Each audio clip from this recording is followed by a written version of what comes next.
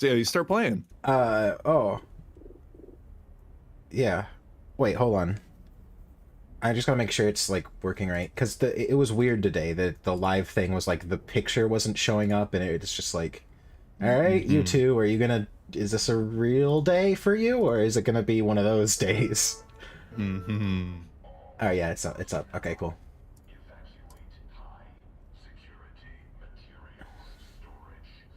April food Facility.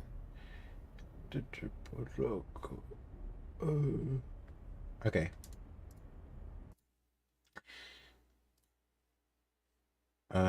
This. Do I have any porn up? Hopefully not. Hello, Yoshi. Oh, right. I gotta put it in the You Discord. gotta post it. Yeah, I'm waiting for that.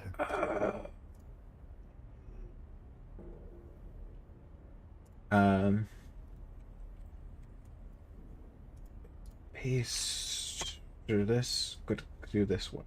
All right. Jasky plays Black Mesa.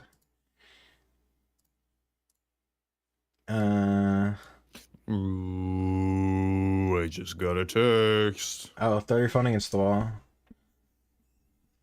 Oh, it's fine. Just okay. It's something I don't have to be worried about. It's group text. Hello, German. How you doing? Baguette Goblin. Valoo. Oh, it's just Surrender Gast du Vergandigated. Hello. We know him. He's been around forever. Has he? Yeah. Oh. Sight Raisender? Sight Raisender? Well, there's a couple of Germans. There's a couple of Germans, and I can't ever remember. I mean, Baguette Goblin, easy. We know he's French, right? Valoo, also Funnily French. enough, I don't think he's actually French. Oh, okay. Well, he's an honorary French. Baguette Goblin is describes the whole French people, right? Oh, Drake. I'm Valoo. Jamaican Wolf Gamer. Hello. Hey, I am fine. Oh yeah, I forgot you're on a train. So we're playing video game. Well, Jasky's playing video game. In this game, you play as man in train. That's the game. It's more of an experience, really. It's like an emotional... Is this loud enough for you? Yeah. I can also remember, I can turn up the sound of the game individually. Well, I have it turned down quite intensely in the game's file. Okay. So Hello, Kohath. give it more juice if you need it. The Spider Factory can probably send text super quick if they're using all their legs to type. Yeah. Well, it takes an entire spider to press one button, so it actually takes like 9 spiders. On the new iPhones, the new group text symbols, it's not just like they're not equal in the little window for like the text recipients. It's all like different sizes, and so it does look kind of like a little hive of texts that you're trying to parse through. I like typing in Japan because oh, what happened? I've been waiting for Daz to play this game. It's a source engine thing. Oh, just load. Some parameters could severely split. So what's the frame rate on yours? Is it like 15 to 30, or is it solid? 300. Okay, that's like 15 to 30 on mine. So really, I think that's just how it's gonna be. That's how Discord is gonna be. I can set it to 60 if you've got the bandwidth. I have the width. Don't worry about me. No, I don't think that it's gonna matter though. If it can't handle 30, I don't think it's gonna handle 60. Unless it's just some over-aggressive, unless setting it higher raises the bandwidth cap, you know what I mean? Oh my god, I guess. You can try it. Let's try it. Oh, I'd have to is it gonna just update it, or do I have to? Let me see. I can change quality. Here we go. Hey, thank you for the rubles, Raiden. Been waiting for Jess to play this game. Does look like anonymous letters.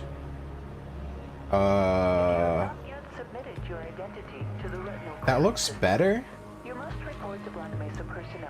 Okay, that's it's. I think overall it's better.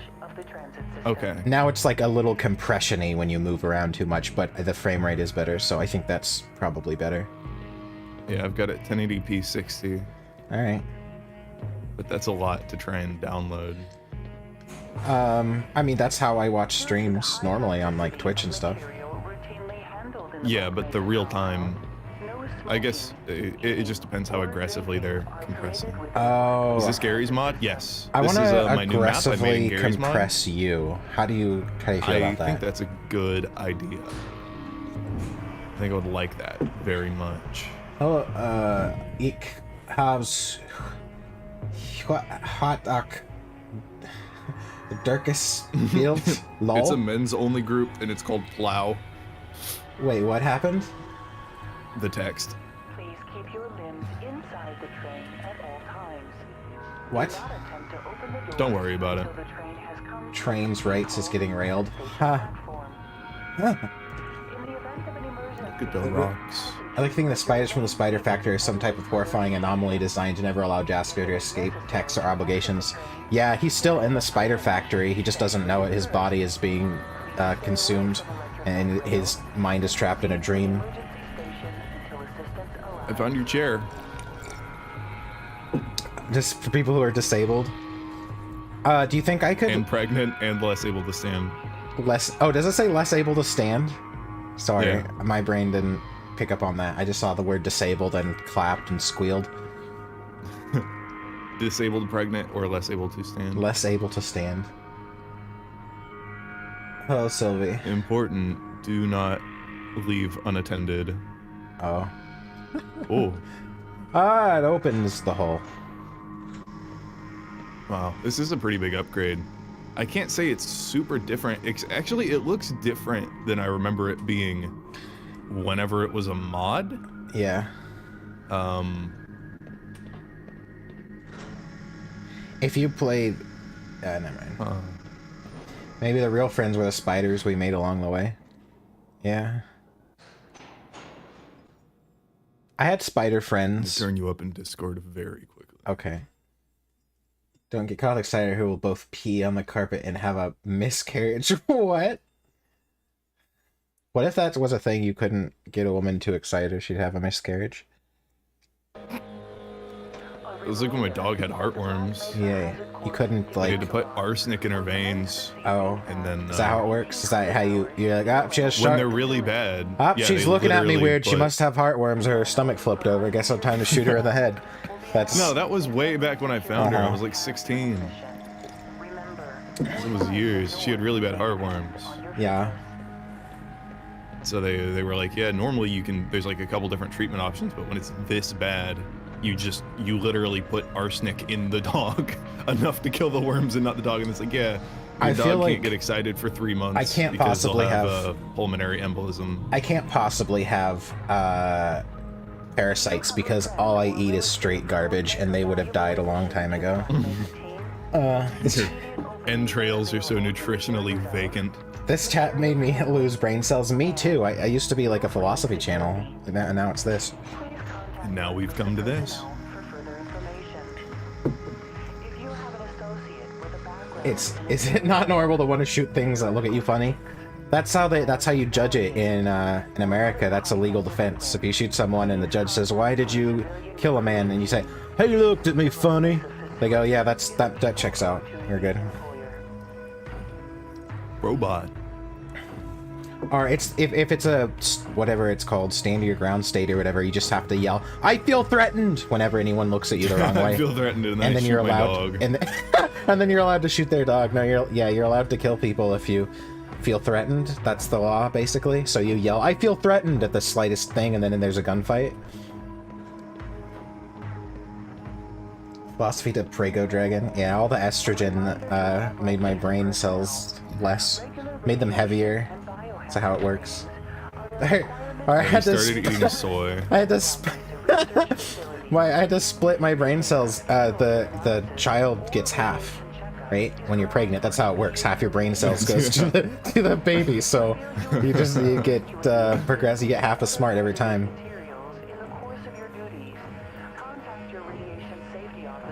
Your Honor, this guy turned his back to me, and so my hunter instinct kicked in. Uh-oh. That looks brokey. Brokey? Oh, yeah, that didn't look good. It do be leaking. Yeah, I want to take a dip in that goo, though. That's what Childish Gambino was talking about. That's the green The in green? the NASDAQ. The green? Yeah. Oh. That was it. That was the green. Please stand back from Is this actually it? Wow, I didn't even recognize the room. Recognize. Before exiting the train, be sure to check your area for personal Do a baby belongings. cough to you? Thank you. And have a That's very why they safe get and coughed. productive day. You guys didn't know. You thought the brain damage was from like excessive head trauma, but it's because when I impregnate, it causes there's special half brain babies that take Annoyingly. Fuck off. half of the brain cells from the mother, and that's how you get coughed. There is a lot of brain storage that you don't need, though. Did you know that you can lose most of your brain and you'll be fine? Because most of your brain is just, like, memory storage, basically. And, All hard drive, no processor. all hard drive... yeah. You have a lot of hard drive space you can get rid of. That's why people get, like, the top of their head sliced off and they're okay. Or they get really good at art or something weird.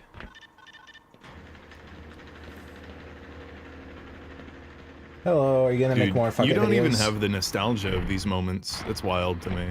Hey, Mr. Freeman. Brains equals I'm memory. like seeing this for the first We time. had a system crash about I might make more. I was thinking about making a fuck the news one. Because I've been really... The news, like, it pisses me off. The only news that I watch is, like, I can't watch American news. I only watch, like, news from other countries. And that pisses me off depending on which country. Actually, just depending on what news station. The best news that I found... I don't know. Now, it might be very biased. But the Sky News Australia... I don't know if you've watched that at all. It seems it's either really biased or it's really based. Funny how those two things are one letter off. Anyway, but they talk about American stuff a lot, and it's stuff that you don't hear from the news channels here. It's like, oh, this is happening? Okay. There's literally no news station in the US is talking about that thing that's happening in the US right now. So I don't know if they're just making shit up or if it's like the real, you know? It's like kind of scary. Koth News Network. Yeah, I want to get right into the news. So let's get right into the news. There you have it. What do we... Anyway, my point with the fuck news is basically the only reason the news exists... Oh, it's some music.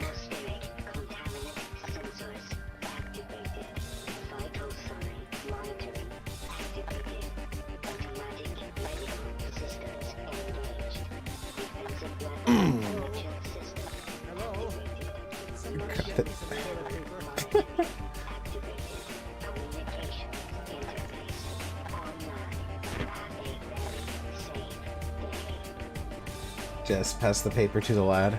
Oh, someone is asking for butthole paper. Yeah, I heard him. So what was I saying? Fuck, you made me lose track with your vibe. That was grooving. Don't panic, Harry. Oh, thank heavens. I'm in dire need of some toilet paper. Hello, Captain.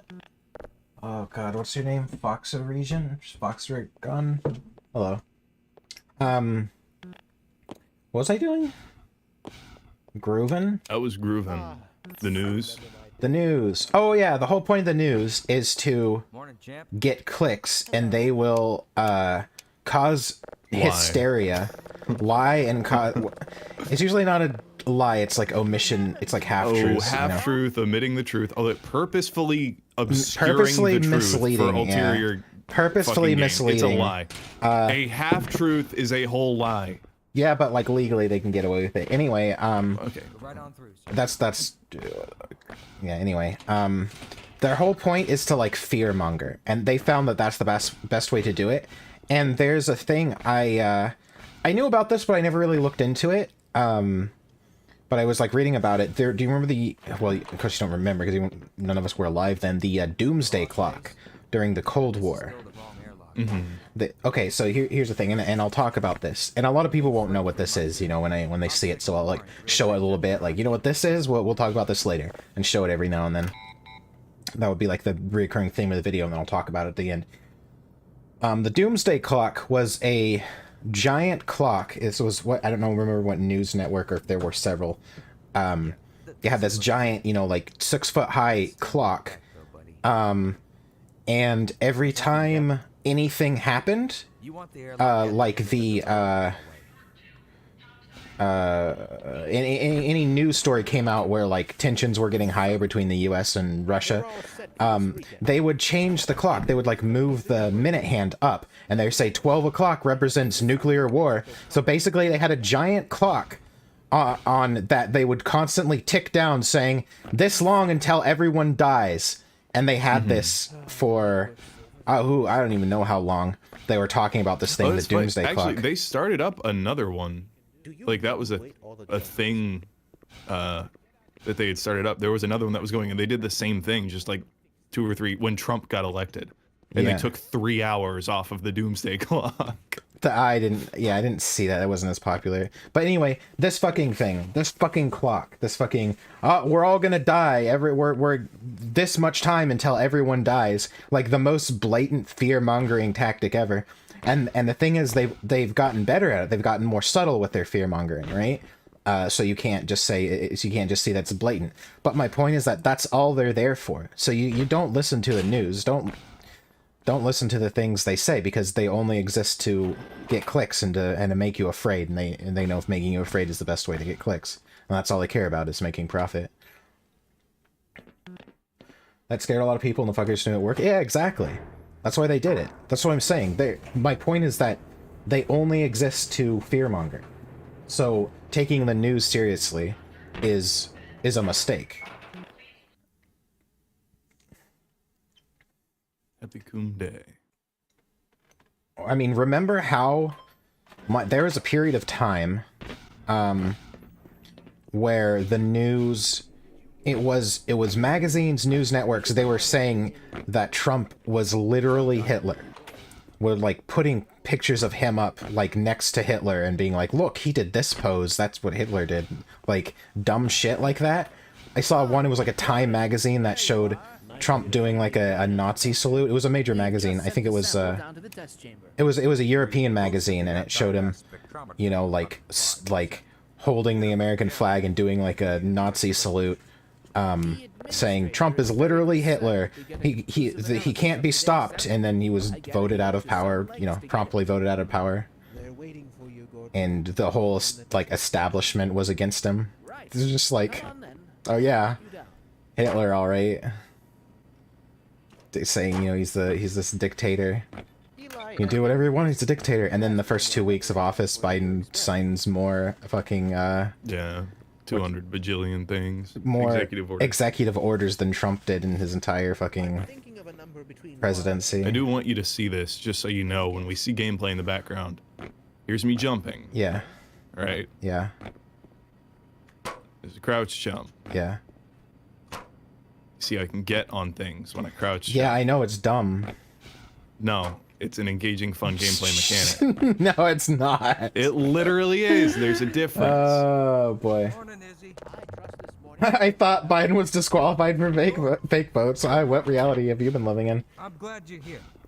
These last-minute changes, they're a bit strange. Can you bypass that? And CNN is tanking the ratings. Wall. Yeah, the news, the like liberal news networks are have lost like half their viewer base, because no one cares now.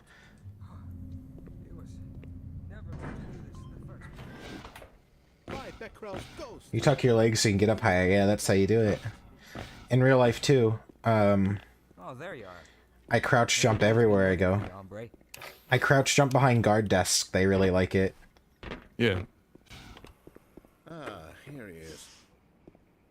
I'm afraid we'll be deviating a bit from standard analysis procedure today, Gordon. Yes, but with good reason. All votes are fake, which is a figment of Koth's imagination. I wish. I wish I had another me. Oh, that show, I'm a horny spider that wants to fuck a dragon, or whatever that show is called. Although I will I like the part where she develops schizophrenia and there's a multiple of her inside her head telling her to do different things. That's my favorite part of that show. I don't quite understand what the point of that is. It's like, oh, it's a skill, multi-brain. Like, I wish I had multi-brain. have complete confidence in you. Well, go ahead. Let's let him in now. Constantly crouch Constantly jumping. crouch jumping in first-person games is a sign of adenosine triphosphate. Wait, what's ATP?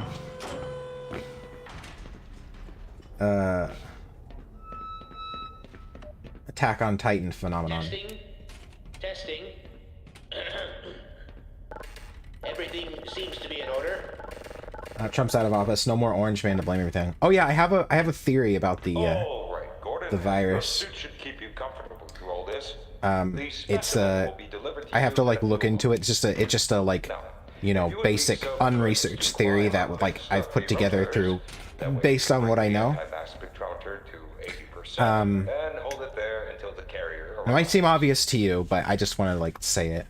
So basically, well, the reason is that I look at like why people are why everyone's so like weird about it. Fuck, what was I saying? Very good. We'll take it from here. Auto Put train together theory. a theory. Put together a theory. I gotta like I gotta like get it straight in my head. Hold on. Well, we can figure this out. I had it for a second, then I kind of like lost it. There's This a is your sequence brain of right events. now. Yeah, it sure is. Is this the event that starts the Cum Wars? Yeah, this is the very beginning.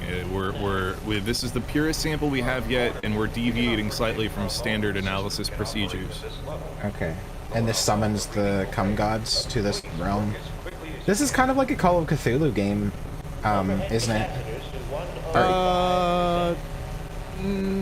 Because in most Call of Cthulhu... Kind of. The Combine is a very big, like, thing. It gets revealed, because at first, you know, you're just like, oh shit, you did this thing and now aliens are here. Yeah. And then there's some bits and pieces later on where it's like, wait a second, why do those aliens have guns? You know? Yeah, well... Wait a second, why do we have scientists on this alien planet? In the Call of Cthulhu Dark Corners of the Earth, which is the older Call of Cthulhu game. There's a new one now I played that wasn't really about anything, but in that one, which is the like famous one, I guess, basically, yeah, there's some kind of experiment, and it's a thing that looks kind of like this, that makes a bunch of light and sound, and it basically opens up some kind of like portal that causes all the like Cthulhu monsters to come into the world. Yeah. And that's basically... He just gave me those vibes.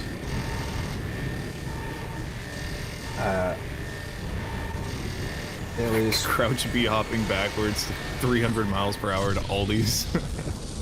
Yeah, same. Where all news networks will collapse and never recover. All the fear-mongering is going to come bite them in the ass.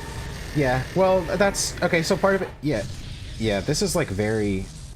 I think this exact same fucking thing happens in the Call of Cthulhu game. I think when you first, like, stumble across the portal, it teleports you to their world. The portal's the one where you go in the basement of the house, right? What? Which Call of Cthulhu game are you talking about? Dark Corners of the Earth. The original one? Yeah. Yeah.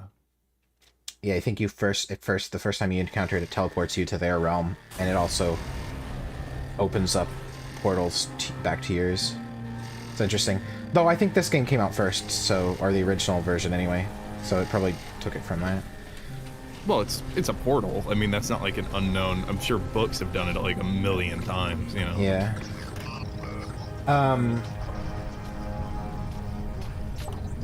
Become the leader, breed their woman. Okay, virus. So yeah, so virus... Outbreak happens, my theory about generally everything is that not so much that everything is planned for years and years, but more so that people take advantage of things for political gain. So virus happens, The Democrats say, okay, we can use this politically. We'll say, you know, Trump has done a bad job of handling this, and use it politically. Okay, makes sense, right? If it was the other way around, the Republicans would have done the same thing, even if had done everything right. It's exactly the same. They would have said, oh, it's so bad because whatever Democratic president was in office handled it badly. So 100% political move to blame it on Trump, right? It's so bad because Trump. Oh, if Biden gets in, it'll be day one, it'll be fixed and we'll all be back to normal, right? And one of the ways that they, I think, I gotta look into this more, but one of the ways that they have made the virus worse than it actually is by saying that if somebody dies from some disease or complication and they have coronavirus, then it counts as a coronavirus death. Right? That is how it works. So it's far worse. The coronavirus deaths are far worse, reported far worse than they actually are. Then Biden comes into office, and they're like, okay, our guy's in office, what are we gonna do? They have this vaccine that's almost ready, that gets rushed out. They start giving the vaccine to people, but the reason that there are still, I guess the whole point of this is to explain the reason that they keep giving this vaccine to people, but it doesn't seem to be doing anything. Because there's like, oh, we're having another outbreak, the numbers are on the rise again, is because it wasn't really that much of a problem to begin with. I think now there's some kind of panic because they don't want you to count coronavirus deaths as coronavirus if the person has taken the vaccine,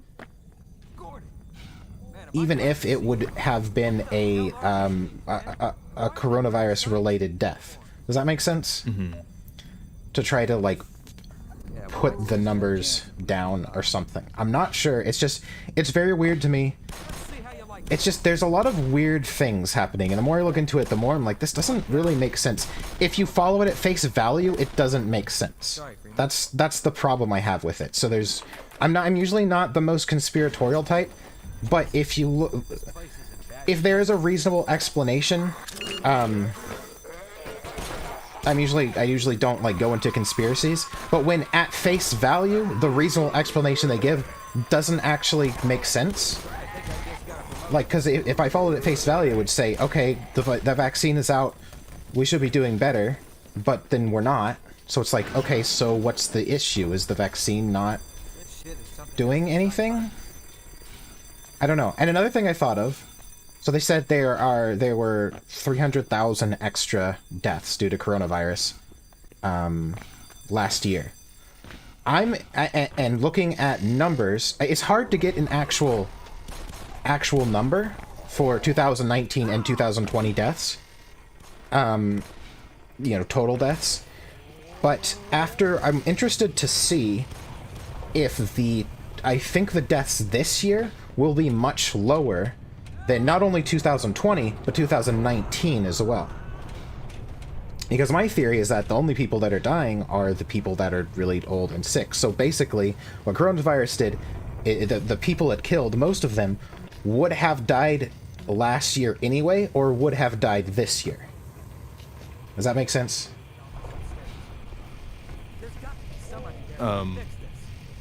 There was one, I'll have to find it after the thing, but there were a few interesting things that I've seen. One was that little news report that got shared around pretty quickly, was the lady is like, well, we don't want places to open back up. We want people to have to get the vaccine to go out and do stuff. Otherwise, there's no carrot at the end of the stick. Which is, just a pretty fucked up way of thinking. And on the other side of that, if you look up Whitney Webb with 2 B's, there was, I think it was, she reached out, or someone had reached out to the NHS, which is Britain's deal, and it was people who died expressly from COVID symptoms and weren't, you know, with no comorbidity with something else, and the number was effectively so low that it was considered negligible in terms of the grand scheme. And then, of course, you have the flu numbers that you can't find. Flu numbers, yeah. Well, I'm not really... Yeah, I'm interested more in deaths, specifically. So I don't know... Oh, so the flu deaths. You can't find the number of flu deaths. How many... Usually people don't... It's uncommon to die of the flu, right? Like, that usually doesn't happen very much. There's still a measurable number that happens. There's still old people and young people and people with diabetes and, you know, all these risk groups.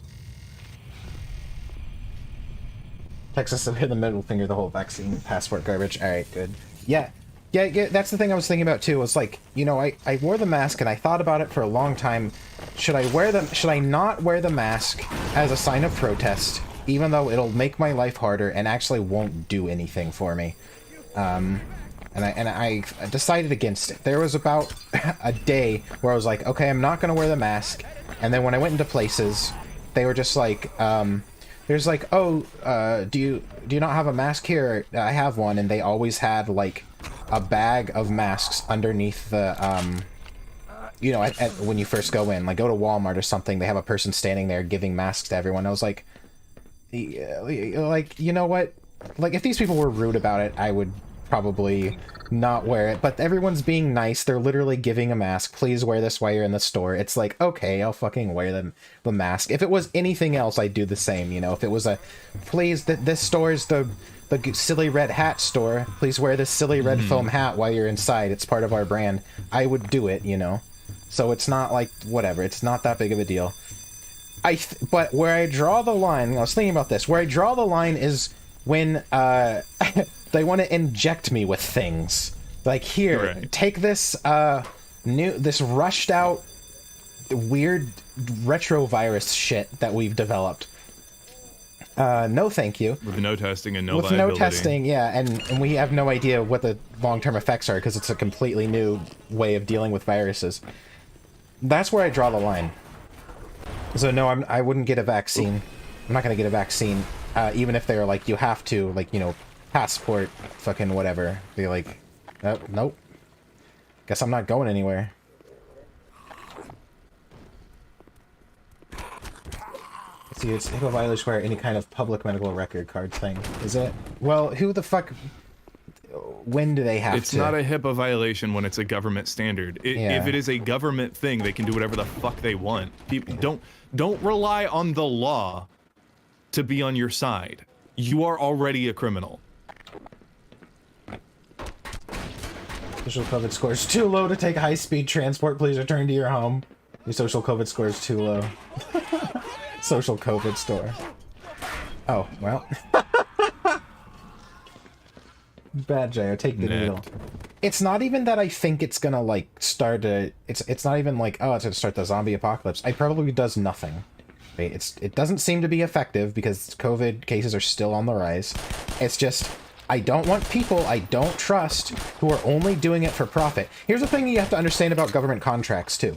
So the people was Johnson & Johnson, or they were the first ones to make it, right? You trust Johnson & Johnson, right? The way, family company. The way that government contracts works is the government hires whoever they can pay the least for the development. So this company was like, yeah, we'll do it the fastest with the least amount of money. That is the company that they hire. That's why everything that's made by the government or any government program is always shit, and the products that they create are always shit. Because they hire the people who do it the fastest for the least amount of money. It's basically, that's how it works. So yeah, it is not a quality product. It's not a quality product. And outside of that, you can't trust the government. I don't know. That really bothers me, is all the same people who push the mask stuff and they're super in on all the, you know, the COVID fear, are the same people who are like, well, the government is systematically racist and is ruining the lives of all these people and can't be trusted and blah, blah, blah. And then it's like, no, you have to trust the government. They have our best interests at heart. It's like, where? Since when? Since when did they not give a bunch of black people fucking syphilis and then let them all die? Huh? When did that not happen? Huh? I don't trust the government. And I never will. Yeah. I don't trust the government, but more so I don't trust corporations. And that's what you're doing here. Yes. Not only putting your trust in the government, you're putting your trust in a corporation who is doing it's it only for by profit. The government. Yeah, you're doing it who's doing it only for profit. Profit is the only thing that they care about. I don't know if you guys saw it. It was something about, it was from the Johnson & Johnson, or whoever it was. It wasn't Johnson & Johnson, it was someone else who did the government contracted COVID vaccine, the first one. And they basically said there was some kind of leaked interview where they are basically talking about their profits, how they didn't want to do things a certain way because it would be bad for their profits, as far as like disseminating the virus in a timely manner, or the virus, yeah, disseminating the vaccine in a timely manner. They didn't want to do it the most effective way because it was bad for their profits. It was something along those lines. I have to find that quote exactly, but it was very, very fucky. It's clear that the profit is the only thing they care about. Otherwise, they wouldn't have done it in the first place.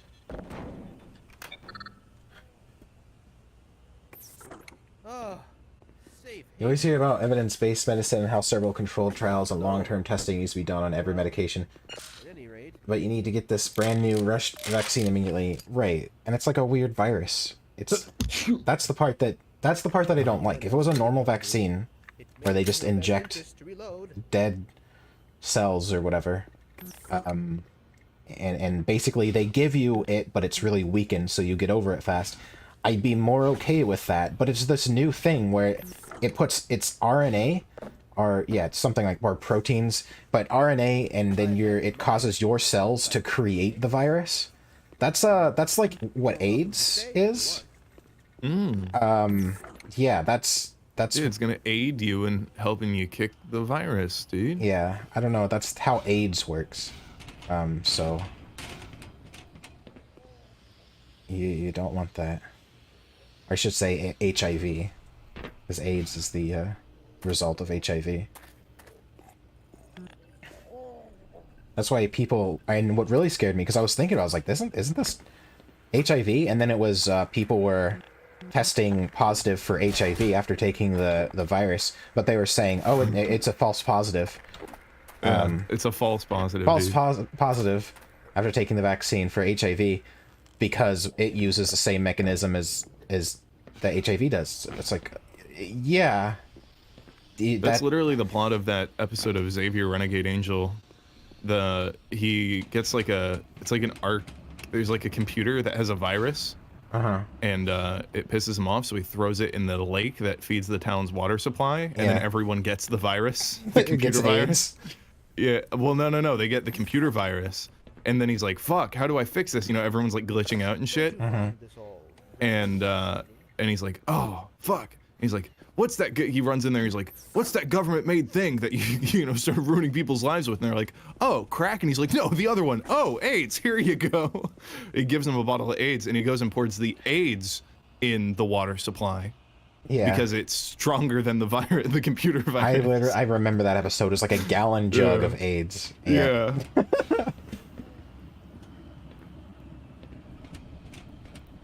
Oh, boy. So Xavier Renegade Angel thought he was a parody of the man in the pickle suit that trolled Chris Chan. What? Whoa, hey. I was looking at chat, you little bastard. I thought his snake arm was a pickle. Oh. I think it's funny the Sonic Boom show makes fun of Chris Chan, which is pretty fucking... What, really? Yes. I've never seen, you know, much TV, but... They make a thing, they're like, there's a one joke. They do a couple of them, but one of them was like, oh, you got the new whatever game, like, you know, Tabby Tomcat game. He's like, oh yeah. It's like, I don't know. They changed his design. They made his legs brown. I don't like it as much. Like, or some shit like that. Yeah, it was definitely a Chris Chan joke, which is fucking funny.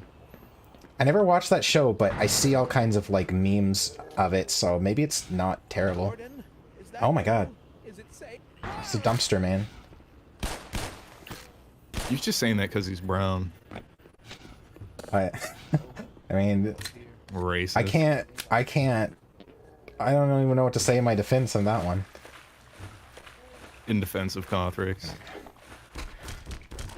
This is a Chris Chan Tapir character. What?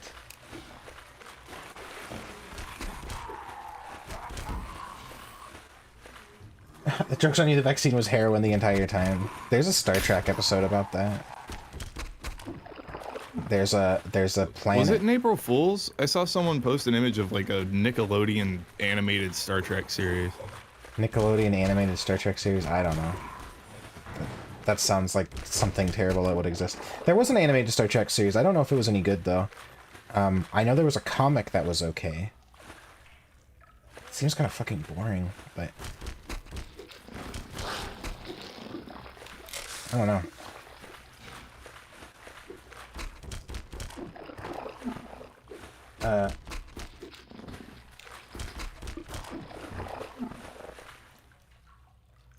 There's also an entire episode about some fan of Sonic that represented Chris in a lot of ways. I don't know all about the instances of Chris reference. Oh, yeah. Yeah, they do a lot of meta stuff about how cringy the Sonic fan base is. How goes the drawing of feet? Pretty good. I drew Griffin ass today. Yeah. I wasn't really in the mood to draw, but I figured I should draw a little bit each day, even if it's just a study of a image. So I drew Griffin ass. Yep. Funding. They make fun of Christianity. Why haven't I seen them make fun of Satanism or Buddhist? Because no one...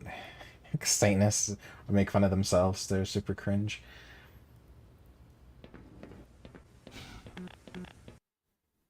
The Department of Justice quietly acknowledged there was no sedition at the U.S. Capitol despite all the outrage and threats of charging insurrectionists with sedition.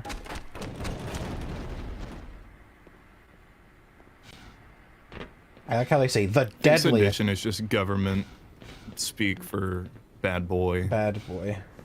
You did a bad thing. You did wrong thing.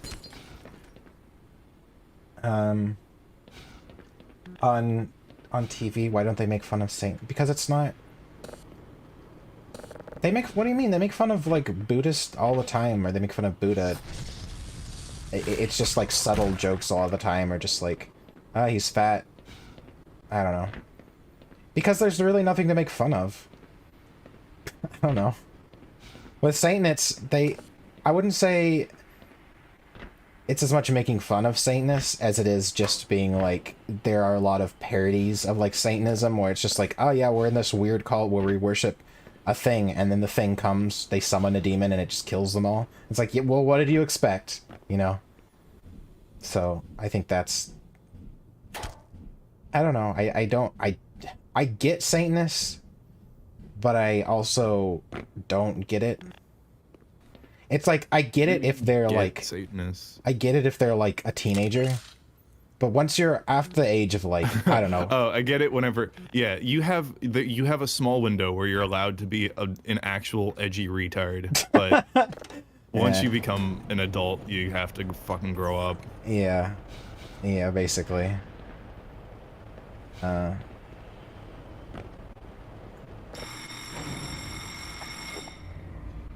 See ya, Hijinks. Hey, Jean?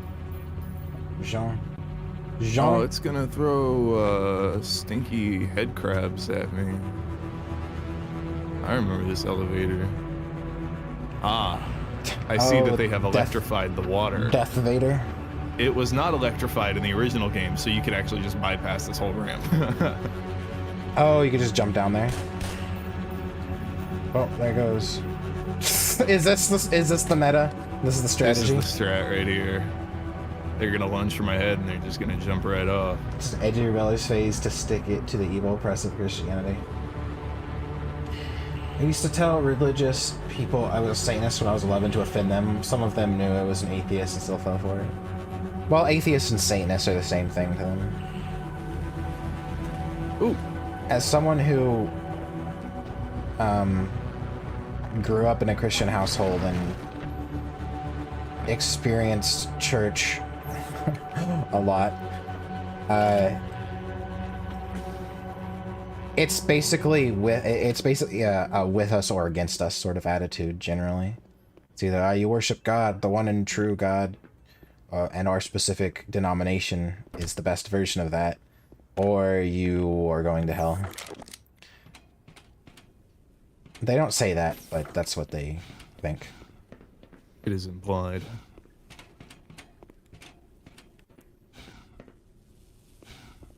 Because you believe in Satan.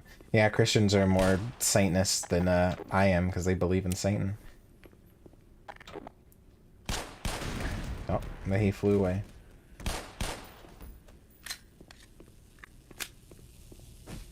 Do you believe in God? It's a complicated question. It can be. We have a Jordan Peterson, I think that's a bingo square. Jordan Peterson version of God, which is, God exists as like a avatar of the future, basically. You sacrifice the now for things in the future. Yeah, that's the same as sacrificing something for God, the same concept. Or doing things for God is doing things for the future.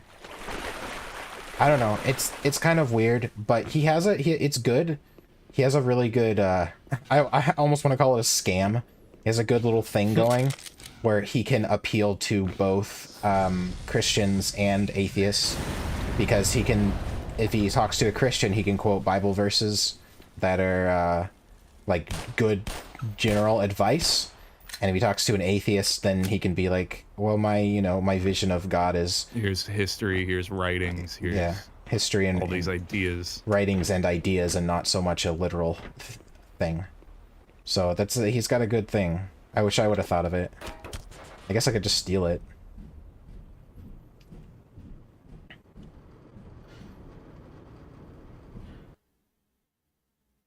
I believe in Satan, you must believe in God.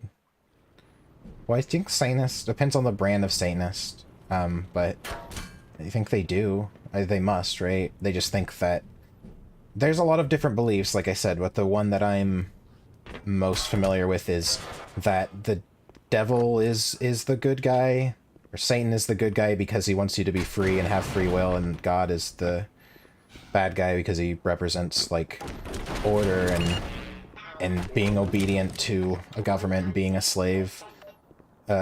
Basically. Oh. his goo Got activated.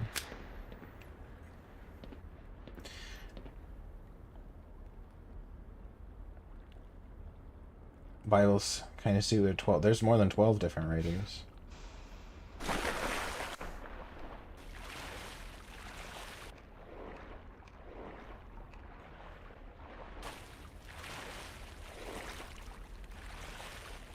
There are many different types of Satanists. Mostly all hate each other, right? Well, when you call yourself a Satanist, you're not exactly like making... Most savory individual. Yeah, I think it says something about personality. Because one of the things is, like, I know people who are like, oh, I'm a Laveyan Satanist or whatever the fuck, and they're like, oh, we're all about peace and love and hippie shit, and they won't say this, but literally the only reason they say they're Satanist is to be edgy. Because they're not really anything, they're just normal. But they say they're Satanists. And just normal things, like just normal... I don't know. Well, in my mind, like, atheist is like default, so that's what I mean. Just like, you follow laws unless they're... you feel that they're unjust. Like, that's not Satanism, it's just normal. And you call yourself Satanist because you want to be edgy. That's like their whole religion. Is Livy the one who wrote the book, who is alive? Like, was a pretty modern guy? I I think you're thinking of, was it Crowley? Oh, maybe, yeah. I don't know. Whoever the modern one was. Hippie shit. Definitely yeah. a pedophile. Just saying. Yeah. Oh, you almost... You want to do some platforming, dude? You almost ended.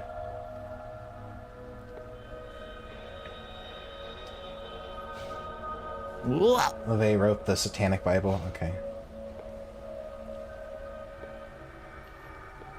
It is a very neutral way to look at life. Yeah, well, that's how I see it, because it's like you're just kind of living as a person. You're not following any kind of like morality other than whatever your like immediate like social morality dictates, which is normal. You know, it's like a pack mentality is like how animals survive. So well, the conclusion that I came to is that any attempt to get people to do what you want is like a form of tyranny, I guess, and it's the same regardless of if you think you're justified or not, right? So it's like that's how I see like general like every group that wants to like force their specific way of living onto people are the same. They all think no one's like, we're the bad guys, we're gonna make things worse. They're all like, no, this will make it better. So to have like a moral code and be like, we have to make everyone believe in this moral code, it's the same. It's like right. It's the same across the board. Everyone thinks that their moral code, their specific religion, or like social rules or whatever are the correct ones. So that's why I just kind of came to the conclusion that you should never try to get anyone to do anything. Right. Individuals are a thing. That's the other thing I don't like about all the labels that people use. Oh, I'm an atheist. I'm blah, blah, blah. Sure, you can use it as a categorical term to talk about stuff, but a lot of people identify with these things as in-groups, right? They identify with them as movements, as this common thread and all this stuff. And that's really the wrong way to go about things. Your philosophical stuff, I don't think should really be have anything to do with your social status, you know?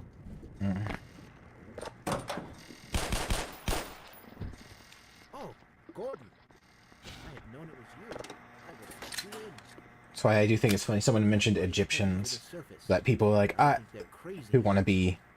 There's people who want to be edgy, and then they say that they're Satanists, and then there's people who just, they want to be interesting, so they say something weird like, oh, I believe in, like, I don't remember what the Egyptian religion is called. Oh, I believe in that, and it's like, do you? Do you really believe in that?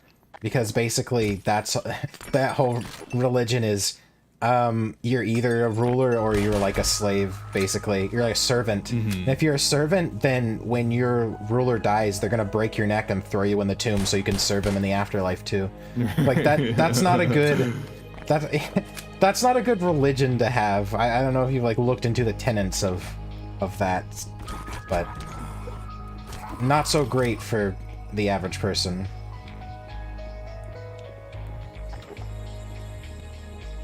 Now we're getting into the game. Oh yeah, I guess you could say Comiticism, is that what it's called? Can't remember.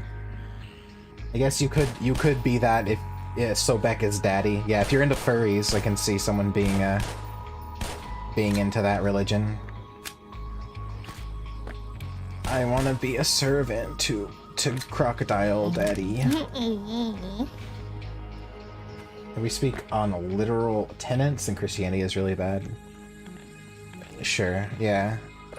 But there's been like major reforms, so like modern Christians aren't Christians as the Bible like says to be.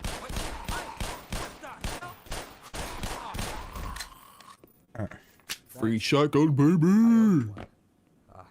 Here, let me get this open. I got some supplies in the back. Maybe we can bring back witch hunts. Yeah. That's why I don't know. Because there's no, like... The list of Ready when you are. Christian rules that you don't follow anymore is more of a social trend. It's more of a modern societal trend, right? So it's like... Basically just... A couple more times. I think I just got a promotion.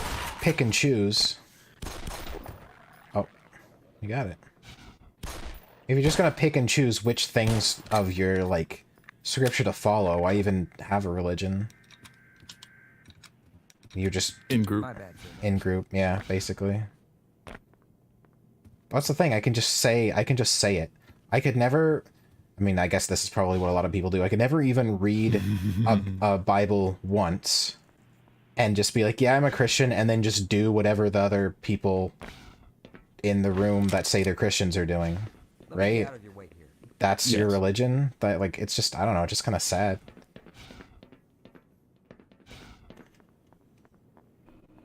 Have you watched Pulp Fiction before? Yes. According to my science edition book, the original is called Cometicism. Huh. I wonder why I don't recognize that. Anubis is hot. Hot as heck. Sure. He's watching TV. Oh, he's watching TV. That's the channel he'd watch too. Edge. Oh. Get Tarkov.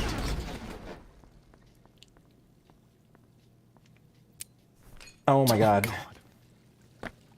You throw a grenade. It'll be through that funny, window? I swear. Ammunition depleted. There he goes. There we go. He's less than.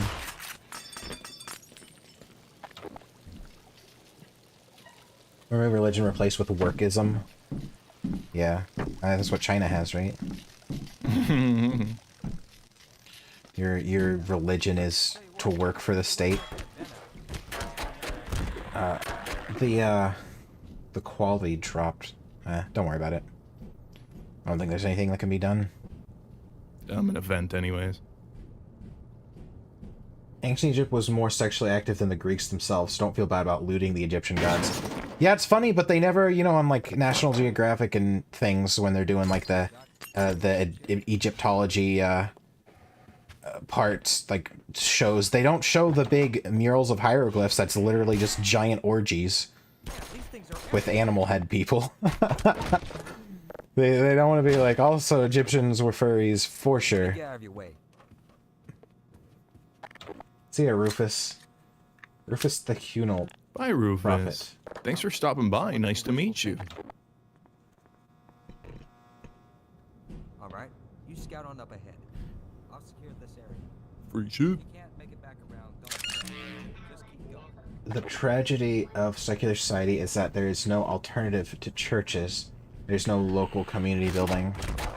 I think the alternative is politics. Oh, you mean as like a building, as like a meeting place? Well, that's like social media, right? That's Twitter. Social media is the new church. Your little circle, your little Telegram group is your new church. And politics are your religion.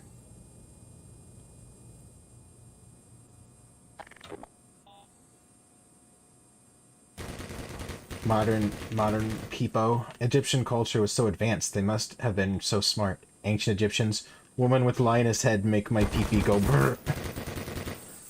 Yeah.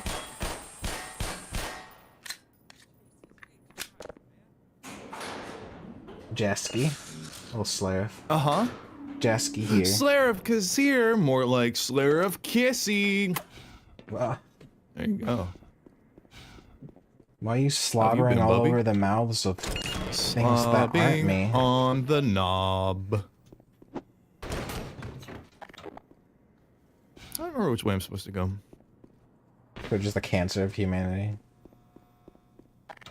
Well, hopefully there'll be some Wow, this is just like when you go back through Dark Souls and see Fire Lake Shrine. Hear something? Sure. Let's do this. Not all Egyptian sphinxes had human heads. Some had heads of eagles, other had the heads of goats.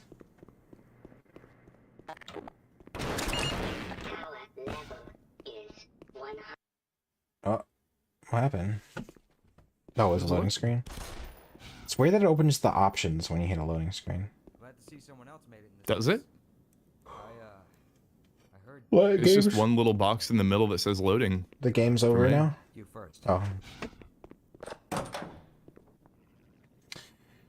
Social media is based on your interests, not your location. There isn't a place where people are compelled to go every week to chat with their literal peers. Yeah, but people don't really leave their houses, especially now. Right? Am I wrong? Do people go places? Let me get out of your way there. I think he's saying that's the problem. Is that people don't go, they don't have physical community. Oh, yeah. No, for sure. Which I agree with. I think it took me the meat hole. Throw one of those men in there. I don't think we should stick around.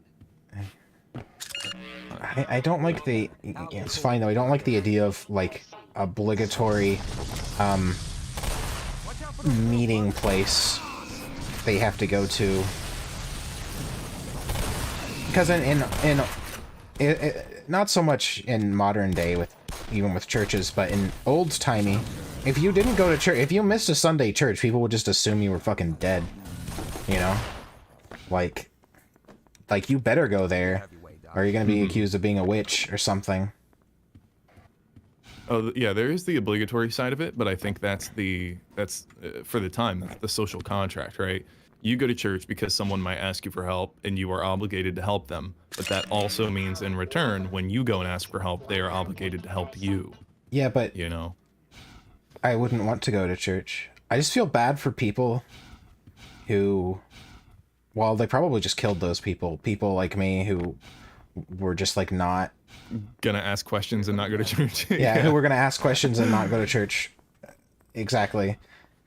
They probably just killed those people. It's more about the social contract of keeping people from literally, I mean, obviously, then you create a separate in-group and out-group, but it's about, in this case, the benefit of the majority, right?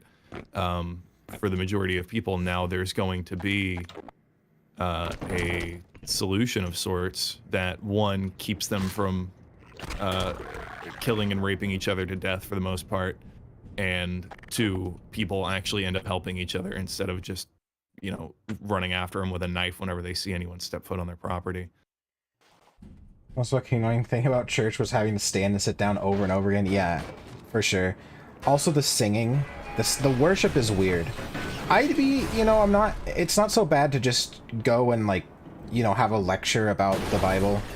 Because it's, like, kind of interesting. You know, whatever. Yeah, there's still stuff to chew on and think about. But, topics in general. But the way it works is, yeah, sit down, stand up, sing, do the worship thing, watch people flip the fuck out in the front row, who are basically, I don't even know, there to get attention. Yeah, watch people have seizures for a little while, and then they talk about the same, like, one of 5 Bible stories that you've already heard 1,000 fucking times, with nothing new to add to it.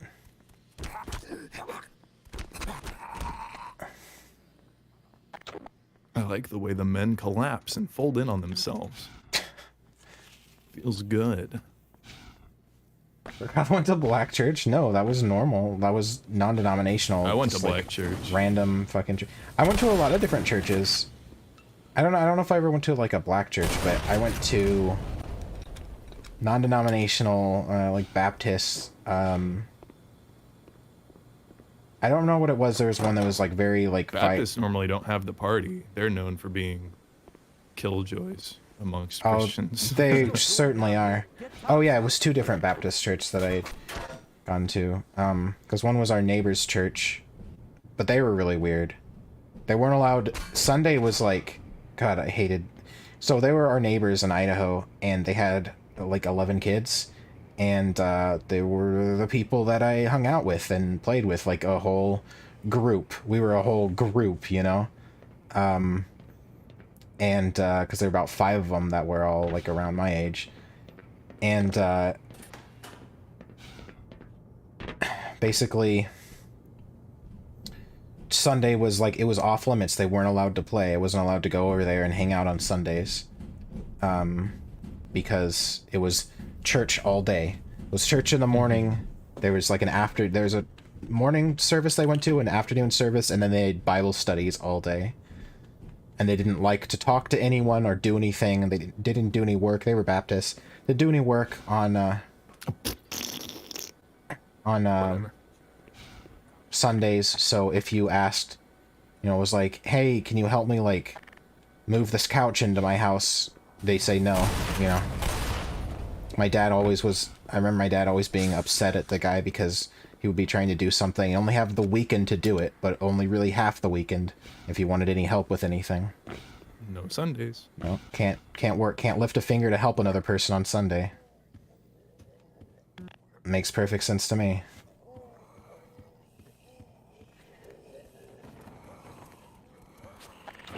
So our perhaps church will straight up excommunicate their own family members without a second thought. They go against the church. Yeah, well, they're... I don't know about every Catholic church, but Catholics will do that too. My grandma was excommunicated because she got divorced. Yeah, Catholics are... I mean, Catholic is such a broad range now that, you know, it can be like the Baptist equivalent of not really doing anything. Yeah. And it can be very, very much an in-group that's very exclusive and very specific. When my grandma was, like on her deathbed and we went to visit her, she had cancer. The thing that she was worried about the most was her being excommunicated from the Catholic Church. It made me lose so much respect for her. Mm-hmm. It was just like, it was just sad. It was like, I know it sounds fucked up, but like I wasn't even sad that she died, because it's just like, oh, you're not a real person, are you? Is that terrible? I mean, it's like we're literally right here, you know, and yeah. I don't know, with me, the Bible that was has part a of heavy it. emphasis on the personal relationship with God, so if you're worried about the human aspect of it, you're already, you know, starting off on the wrong foot, you know what I mean? Yeah. No, it was... I mean, I wasn't close to her to begin with, is the thing. I only saw her maybe once every couple of years for like a weekend or a week or something, you know? But then it was like, I just was just like, that's the thing that you're worried the most about? Like, geez. What a way to live your life. If that's your only concern, is being excommunicated by the fucking pedophiles. Yeah, I'm not a big fan of Catholics in any capacity.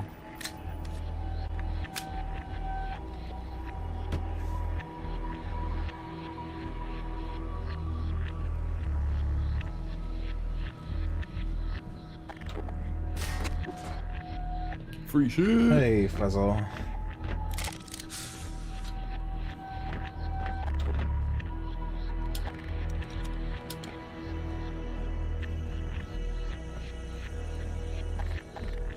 Why he wiggle the mouse so much? I don't know, because he's a spaz and makes the frame rate It's shooters. shit. Toph doesn't know how to play shooters.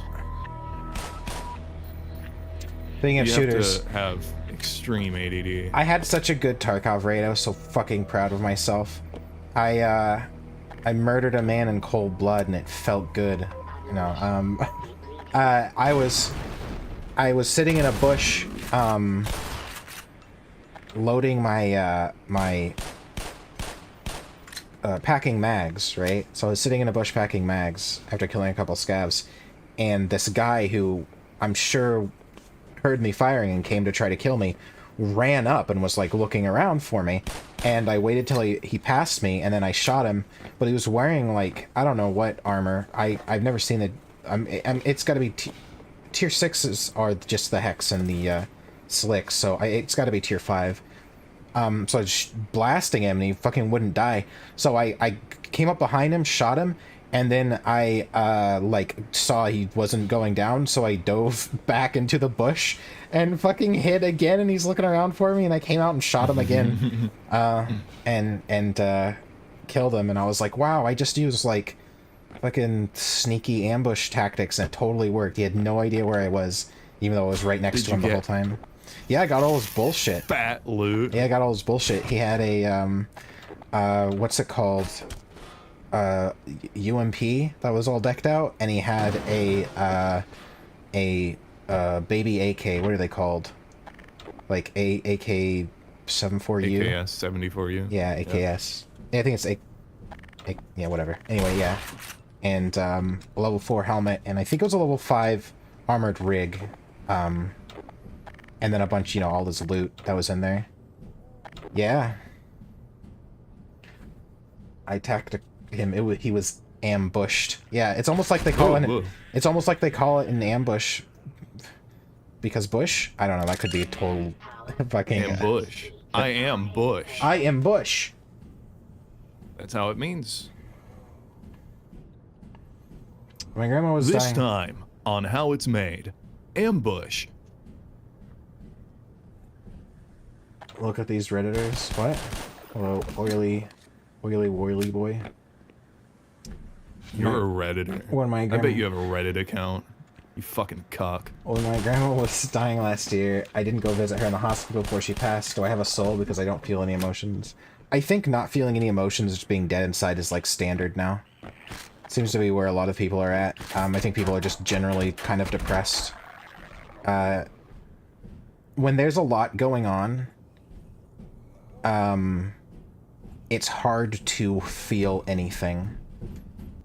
I think there's a like a story or like a parable or something talking about how there's a dam that was going to burst, right?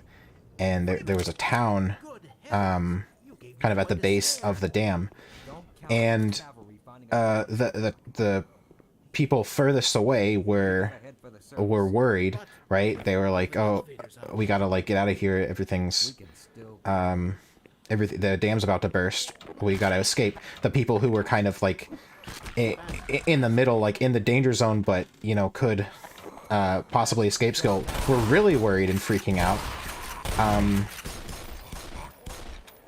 There is, but the people closest to the dam that were definitely going to die didn't just went about their normal day because there's nothing they could do about it. Just basically, when things are like so stressful that you just don't really like feel anything. Those are explodey. Why do they do that? The 2 shots from the shotgun kind of fucks, to be honest. Kind of fucks.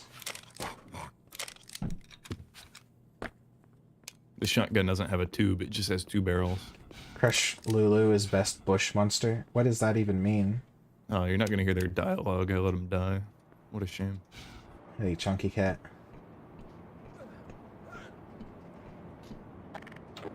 The fun new wacky game, autist or sociopath? Which one are you? Yeah. Hold on much longer. Why'd you do that? He couldn't hold on much longer. Oh. Well, he would have fallen to his death. It's a mercy kill. We all use emotional palate cleansing from the constant fear-mongering. Yeah, it might have to do with the news, but I also think I think there's a sort of underlying kind of like subconscious fear that's really prevalent and with like my generation anyway, that there's no like job security. There's no like even if you have a job, you might need a second job just to live, you know. That you can't get because you're either under or overqualified for bullshit reasons. They under overqualified. I'm gonna be a programmer. Oh, well, the company's asking for 10 years of experience in a programming language that's only been out for 4, so not much I can do about that. Yeah, school's too expensive. Having a degree, being $30,000 in debt for a degree is like standard, and if you don't want to do that, then you'll never have a decent job. But even if you do, you probably won't have a decent job. So it's like, I think there's a lot of subconscious just fear and depression. Stuff people don't even think about. It's just part of their lives. That's why I want to, one of my goals is to have the skills to not have to worry about that. I want to be the witch doctor. The witch doctor is the person that doesn't, he's kind of weird, so he lives on the outside of the village, you know, and people laugh at him, make fun of him because he's kind of weird and out there. But when things go to shit and they're like, oh no, we really need some help from like a specialized person, they go to the witch doctor because he's the only one that has the skill. So it doesn't matter if you're hated or what you do or who you piss off. If you have a certain level of skill, you kind of become like an apex person, basically.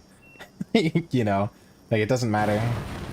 And art, especially like is like someone who's like kind of like on the fringe of the furry community or whatever. Being an artist is definitely one of those places where there you can be. It doesn't matter who you piss off or you can become. You can become. And people are still gonna want your art if you're good enough. That's where I want to be. It doesn't matter what you do. A lot of the big YouTubers are like that too. They're like, so-and-so, you know, accidentally killed 13 people in a drunk driving accident, and then the next week they're like, I'm sorry guys, and then he's getting 10 million views per video again. So yeah. Or like man, it was always the funniest shit in like Michael Jackson. People were always accusing him of being a pedophile, right? But no matter how many times he got accused, no matter how much evidence there was, it didn't even matter because people liked his music so much. They're just kind of okay with it. That's like just proof, I guess. It doesn't matter what you do at a certain point if you have like the skill.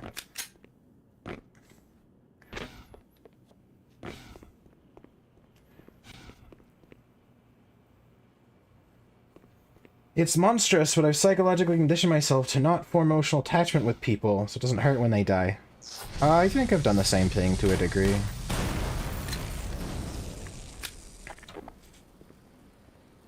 Do you guys believe the government is corrupted by lizard people and that the one behind it all created Christianity too? Yeah, Jeff.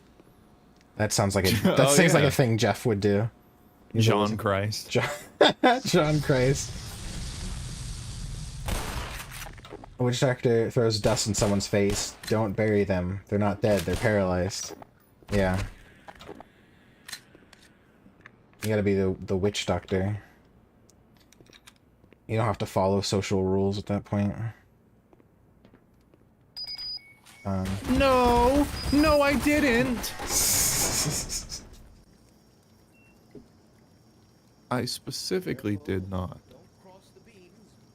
There's Wawa that impedes my movement. The floor is very slippery. Raise our fist. Hey, another Texan bull. Another Texan. We have a lot of Texans in the chat. Oh no. Elevator faft. The government would be much better if it was run by lizard people. Yeah. I gotta say, if the Democrats were like sexy lizard people, I would vote for them. I don't even care what their policies are. Like, whoa! If they were like free, what are they called? Reptiloids? Free reptiloid pod jobs. If you vote for me, I'd be like all up on that.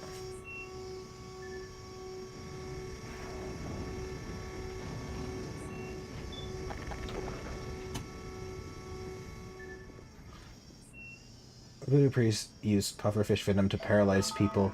That's the story where zombies come from. I thought they used some kind of drug that literally put people into like a super high, so they were just like really kind of out of it and open to suggestion, and they'd have them do really simple tasks, and that's what zombies came from. because it was like actual zombies, basically. It was some kind of drug. And when you inhale it, you just get really high and you're just kind of in a stupor. Then they are like, okay, now you're gonna fucking do this. You're just like, okay. Bath salts. What if they never gave the pawn jobs they promised? Oh They my charge God. exorbitant amounts for them. Then they would be Jewish lizard people. If they never gave the pod jobs, well, that'd be pretty normal. I mean, I would like that they promised pod jobs, but if they never gave pod jobs. Here's the twist. The military showed up. The military, and they're killing all the men. And he killed the man. He did grenade at you. Yeah, he missed though. Is that a raider? Sucks for him. Can you loot his black Fuck rock? off. Is he gonna have high tier ammo? Oh, he doesn't have legs anymore. Got him. MP5 with a grenade launcher, baby. Might be that too, but you can paralyze you for several days, so they bury you alive, and then you die trying to claw your way out. Oh, that's pretty miserable. That used to happen a lot. They would bury people alive who were in a coma or just almost dead, and so they started putting a little bell above freshly buried graves, so you could and it would go into the casket, so you could pull the string and ring the bell if you were still alive, if you woke up a day or two later. Imagine being permanently stoned for the rest of your life. Yeah, move to California. Fall into a cave. Fall into a cave? A mushroom cave? Permanently stoned. Because it's made out of rock. Oh. And they fall on your head.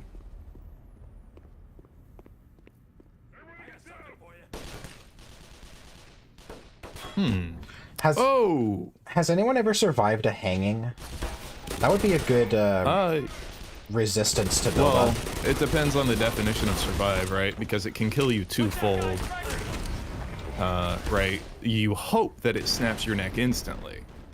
But if it doesn't, yeah, you'll just sit there and hang until you suffocate. And you know, your body's not gonna not breathe. So if you can breathe a little bit, you're gonna be there until you die. Oh yeah, but what if it was like 10 minutes and they're like, or I think that, I don't know, I'm sure there was a legal requirement, like you have to leave them here for however long, half an hour or whatever. But what if they survived that because they could breathe a little for whatever reason? I think it's probably happened, yeah. Are the ropes I know snapped? people survive hanging themselves. Because it breaks, right? Because they use like a fucking toothpick, or not toothpick, well, they can also do it, get string, found, but floss. they can still, you know, they could have fucked up their like neck and shit so bad that they're paralyzed and like all sorts of shit. Oops. It's just when people survived hanging back when people didn't know how biology worked. They're gonna death by eating tomato because I thought it was toxic.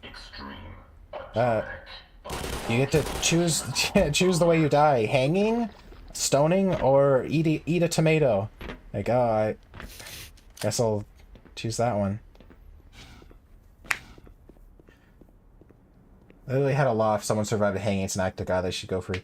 Right. I think that probably means that it happened from time to time. I do know there was one guy, it was a firing squad, similar thing, where if you survive the firing squad, then they let you go, basically. The act of God. And sometimes that happened, too.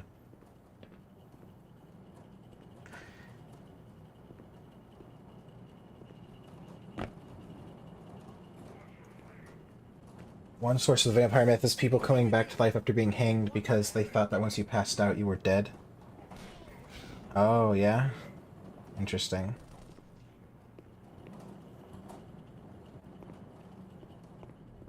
I'd pick hanging over eating a tomato every time.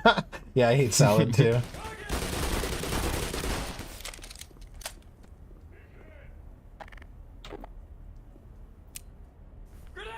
Oh, God. If it doesn't break your neck, if you're shit at tying knots. People know shit about biology. Yeah, well, it was considered It was taboo to like examine a dead body, right? Yeah, so don't touch that. It's fucking dead. They couldn't. Yeah, think about how long science was held back by it being taboo to basically inspect, to dissect a human body. So they didn't know anything about biology. I think it was the first people to do those kinds of things did it illegally, basically. Risked being fucking killed for moral crimes. So that they could have a better understanding of the human body.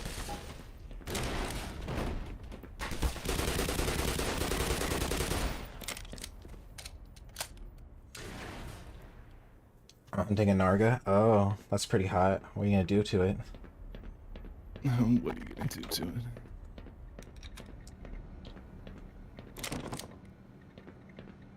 You bastard. Why do you always shoot his bones out? Because the boneless.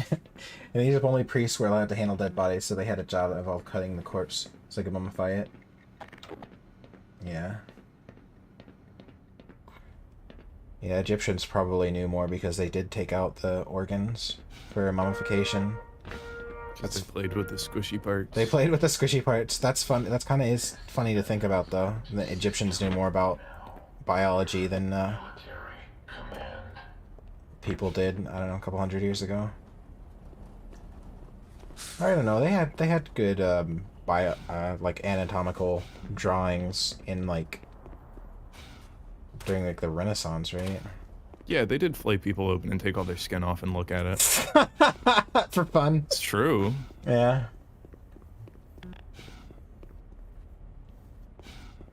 The brain was tossed away to be a worthless organ. And well, I mean, it is if you like spend your life on Twitter. Look at us now. Yeah. We evolved to survive without brains.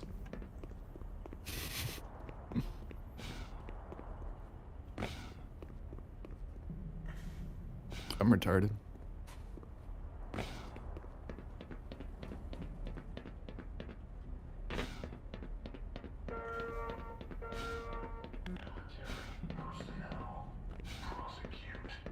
I think we should bring back the gladiatorial arenas. We should do prisoners. You know, I think about that fairly often. Yeah. Anyone with a life sentence, I think it'd be like instead of spending a bunch of money on the prison system, it's like a drain on the country's resources. We should have like pay-per-view gladiatorial battles. Batter. I mean, I don't like the death sentence, but if someone's got to die anyway, might as well make like a spectacle out of it, you know? Might as well charge people money to watch. Oh, I'm fucked. And then the prison system would be making money instead of losing it. Wouldn't that be good? What'd you do? Oh, he got a text. That's the I got a text noise. Anger squeal. I'm technically getting a phone call, but I really... I don't think I have the... Yeah, I liked in early American history where the presidents would duel to the death if they thought that the election was in any way manipulated. Or just because they didn't like the other guy. It made more sense, though, because it was the person that with the most votes was president, and the second most votes was the vice president, and they usually were from opposite parties and hated each other. So it would duel to the death. Made more sense because if the vice president won, then he'd be the president. What a silly time to be alive.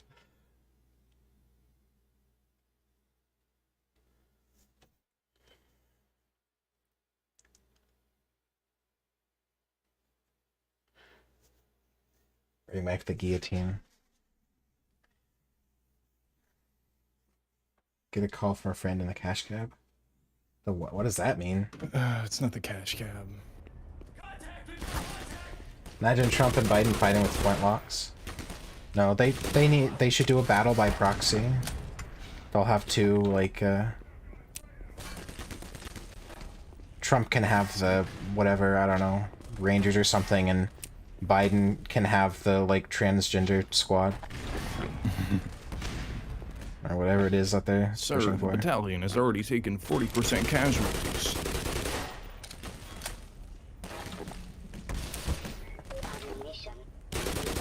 No, gladiatorial arenas would be great. They need to do, it needs to be like Battle Royale style, though. That would be the most interesting to watch. And they put them on an island. All the people who, if you have if you're on death row, you automatically get sent there. But if you have life in prison, you can choose to go to the Battle Royale island. And they've got like secret cameras hidden everywhere and drones and stuff. And then they'll like people will get dropped there, and then there could be like hazards. I don't know if that would be as interesting. Random minefields aren't as interesting as watching the like combat, I think. But it basically the last person to survive wins their freedom, right? That makes sense. Train the killer. Yeah, the deadliest, most killiest of them all gets pardoned. Now I'm a murderer and a rapist.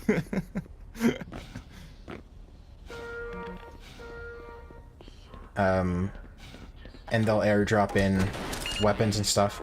I don't know, I guess it just depends on how it goes. I think it would be cool if everybody had to use their survival skills more and made, like, spears and bows and stuff. But then, like, as time went on... Men versus island versus men. Yeah, men versus island versus men, exactly. There would be, like, bears and mountain lions on the island.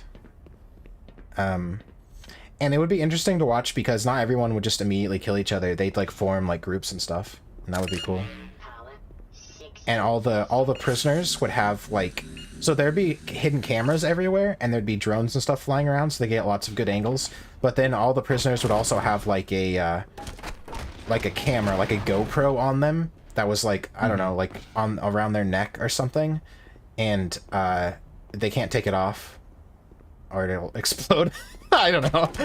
They can't take it off.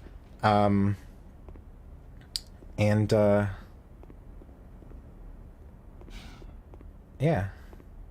No, I think... and you could pay money to, like... like in the Hunger Games, how the rich people would, like, do specific drops for specific people. You could do that, too, but that money, you know, would go to, like, the government. Instead of taxes, we could have that system. Wouldn't that be, like, way better? That's how the government makes money?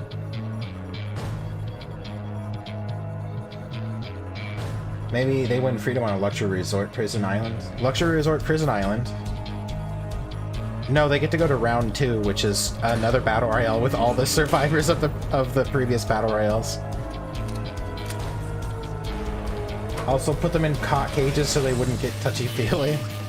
Cot cages.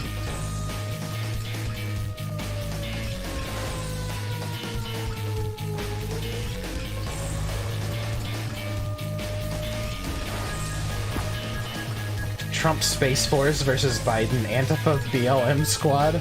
Wow. There's a battle. It's very loud. Hold on. I'll turn it down a little bit. I have the music cranked because it's very sparse. Okay. Basically the Hungy games. Yeah. It's a fucking killer track, too.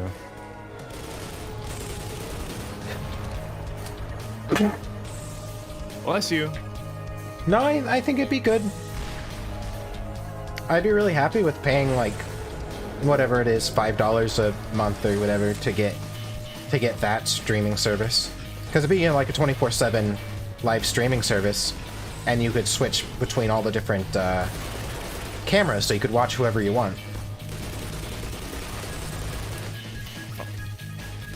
Switch between all the different, what's it called?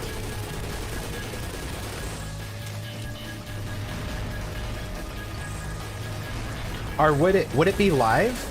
No, it would be edited. That would be better. Yeah, it would be edited.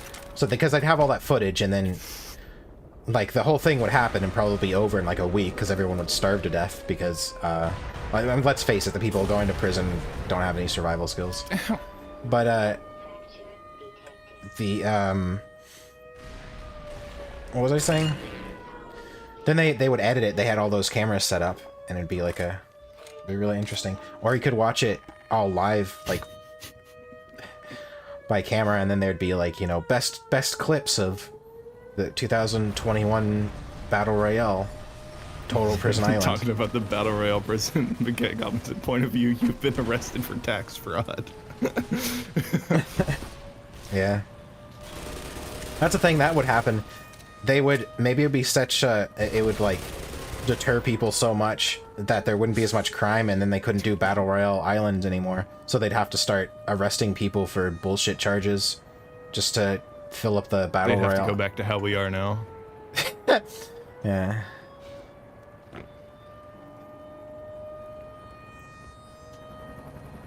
In cost system, OJ would always win because he is superhuman and eventually beat every woman in US to death. He would always win. Well, that's the thing. If like celebrities and stuff would have like a following, so they'd have like a squad that would like help them, you know. Because people would be like, "Oh, I want this person to." What if there were 5? If they're the top 5 people. If they put like 100 at a time and the top 5 people, so you could form a squad of 5 and, you know, be okay. You wouldn't have to like turn on your squad. Or is it more interesting that you have to eventually turn on your squad? What do you guys think? It just depends. Because that's what like Survivor is.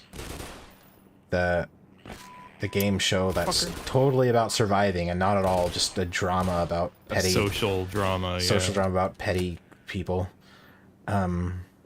You're only one person can win, but you're on a team of like 10 people, so it's like your team are your competitors too. Constantly backstabbing.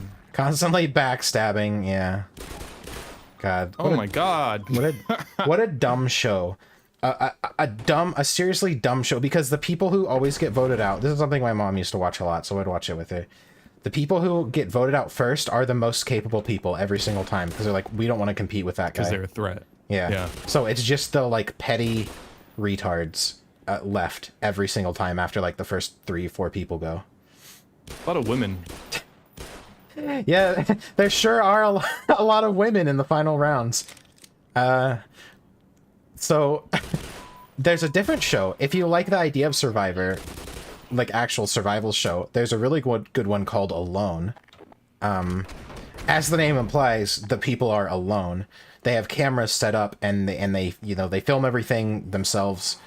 And then once a week a person comes to like take the footage and check up on them and make sure they're not dead. A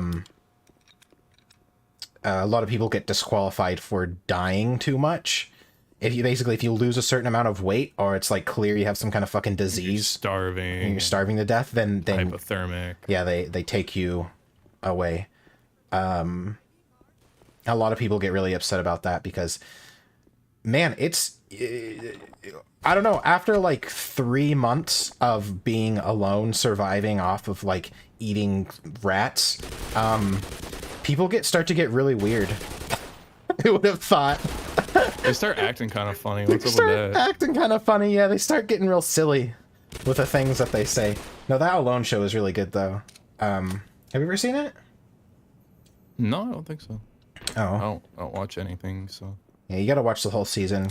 But yeah, it's whoever's lasts the longest. They're not in communication at all, so they don't know how much longer, how many people are left. Usually, though, the thing that does people in is it's always up about the 2-month mark that people start crying constantly because they miss their families. It's almost always like exactly 2 months too. It's weird. It's like that's how long a person can go before being alone starts to fuck with them too much. I've seen a couple of guys get pulled for medical reasons because it's usually the same thing. They have a lot of food, but they aren't eating it because they want to have a bunch of food, right? So they're literally starving to death with like a whole like shelter that they built filled with food. It's like this weird thing that it's like, yeah, no, it's like a thing that happens to people when they in like a survival situation like that. It's even old people who've been through the Great Depression. they do the same thing, you know? Yeah. You can trust them. Once you've Trust all of us. once you face starvation, it's like, okay, I know how much food I need to survive, and like, it's better to have this food so I can continue to survive than to Yeah. be well fed and then possibly not have the food later on. Yeah. Yeah, but yeah, it's kind of sad when those people go, because they probably, I don't know, they might have died, but they it's not that they were doing poorly, it's that they were like, I need to save food, not eat it, so they're literally starving to death.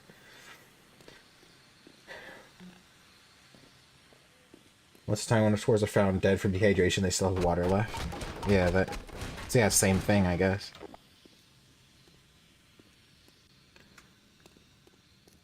Survivor Corporate Edition.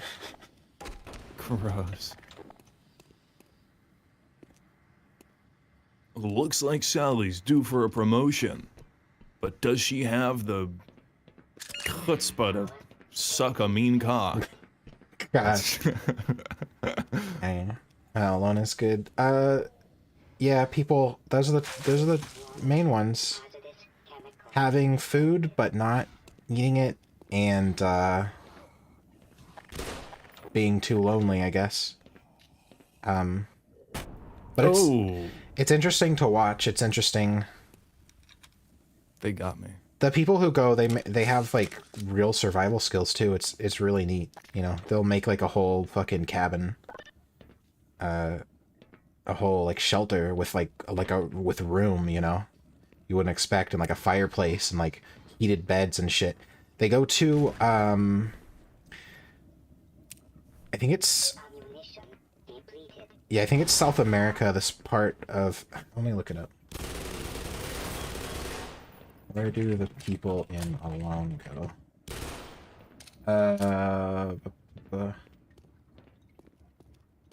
Oh, okay. I guess it's in different places. Oh, the season I was watching was somewhere in South America.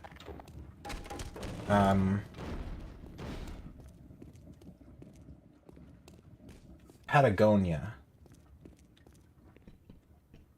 Yeah, Patagonia. It's so it's basically, it's just like undisturbed, like uninhabited, unexplored, like cold forest, boreal tundra. Or whatever. That's what it's called, right? Boreal forest. Yeah. Yeah. It's just really cold. There's a lot of snow. It looks like it really sucks. And they can't eat the rodents because the rodents have some kind of fucking disease that even if you cook them, you'll die. It's like, what a great place.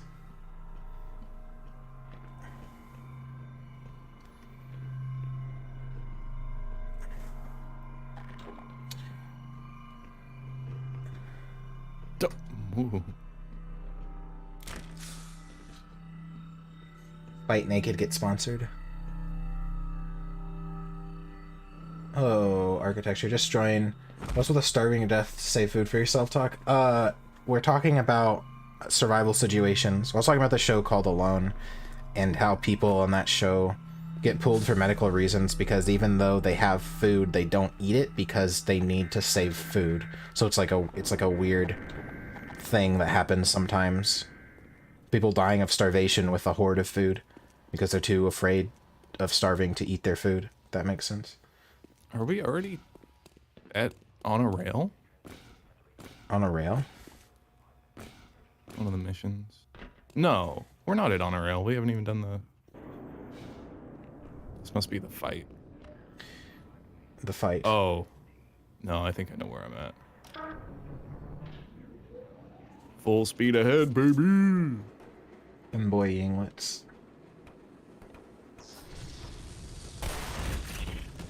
Great game, but Half-Life 1 is better. This is Half-Life 1. Yeah, starving to death.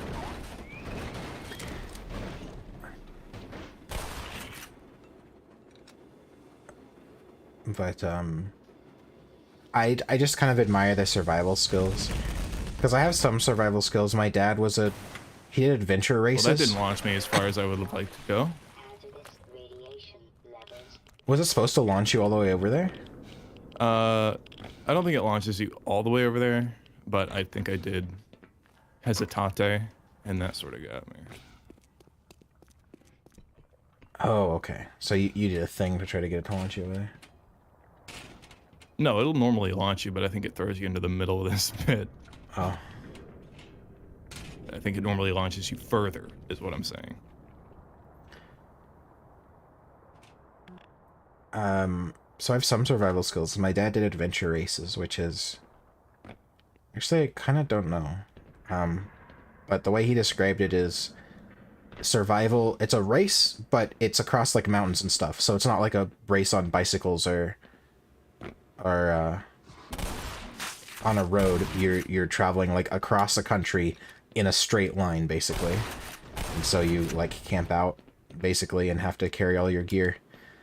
And so he taught me a lot of stuff, but it's weird. Those guys are weird, and he picked up some weirdness from them because there's like certain, like, I don't know, trade secrets by certain groups. And I remember flint mapping being one of them. Like, he wouldn't teach me how to flint map because it was against like the code. Like, you have to be part of that group for them to teach you the ancient secrets of making fucking sharp rocks. Like, okay, cool, I guess.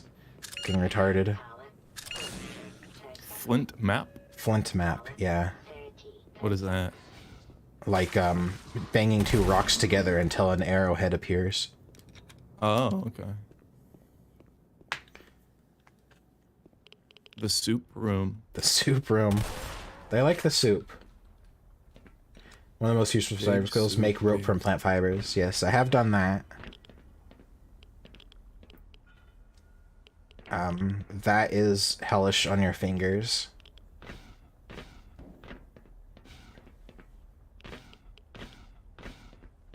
Making flint sharp is a lot harder than you think. Yeah, I never learned how to make it because my dad wouldn't teach me. That was like out of all the things he made me fucking do, one of the only ones I was interested in was like, oh, you can make weapons out of rocks? That seems like a cool skill to have, and he wouldn't tell me how to do it. A bitch. I've made fire out of... I think I used, like, paracord, but I could use, like, plant fibers woven into a string. But, you know, without a bow drill, if you know what that is. Mm-hmm. I've made fire with a bow drill. I've made, you know, like... I don't know if it was strong enough to be called rope, but, like, essentially rope out of plant fibers. I've made a bow out of wood.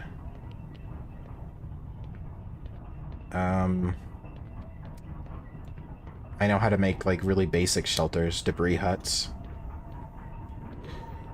Yeah,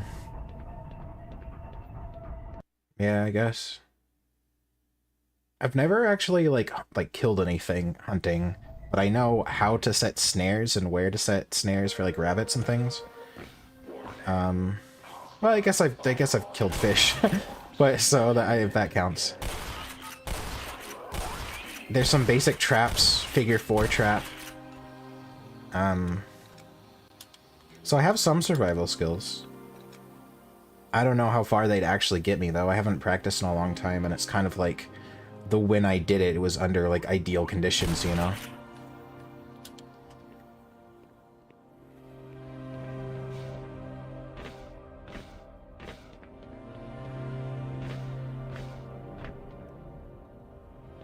Didn't your dad barge in your house one time screaming, firing his gun? Yes, that did happen.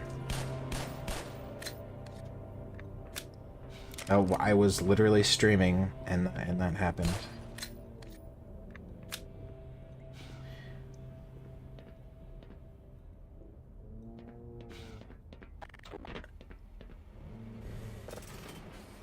Atlatl. I've thrown Atlatl. Atlatl. What was the other thing we were talking about that I said Atlatl? I was trying to remember the word for the wacky stick. What? Wacky stick? Atlatl? Yeah.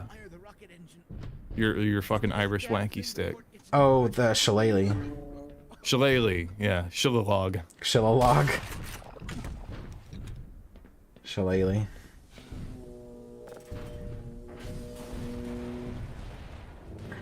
That was a good idea. So much of young boys into the woods. The man in shorts and a scarf.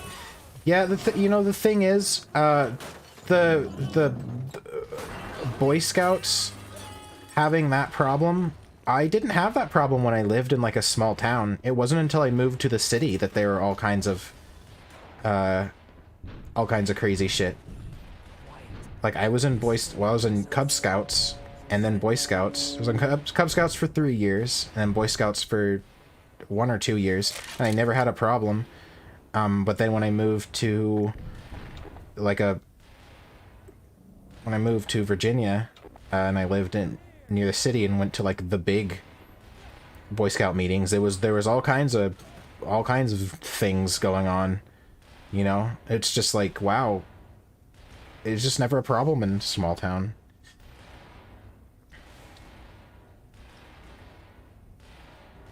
Can you use a sling? I've never used a sling. And die claws. Oh, I went way off. No, no, no, no, no. Oh, shit.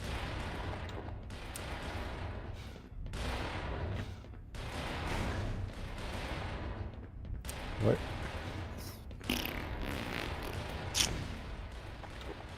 Huh, okay, that was weird. What?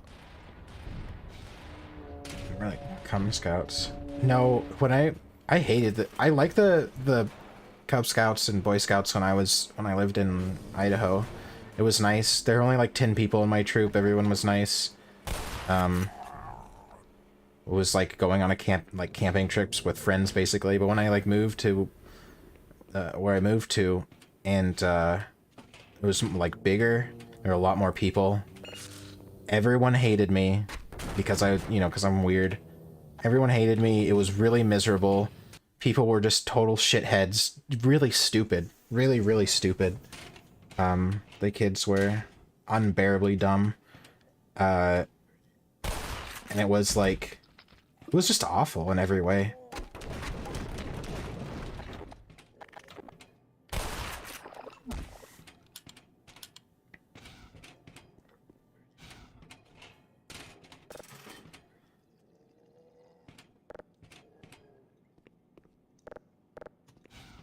But that's just how the world is, I think. People in small towns are friendly and don't want to kill you. And people in the cities are retards, and you'll probably die. You just miss every shot. Oh my god. Excuse me.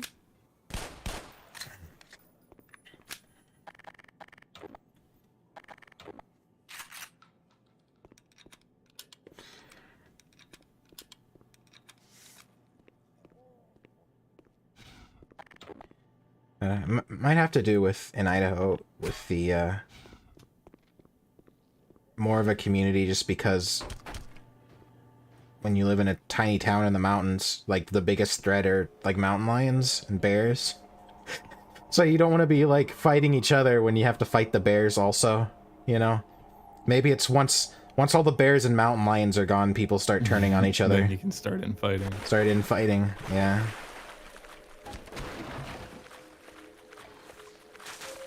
See if I get goblin. Bitch.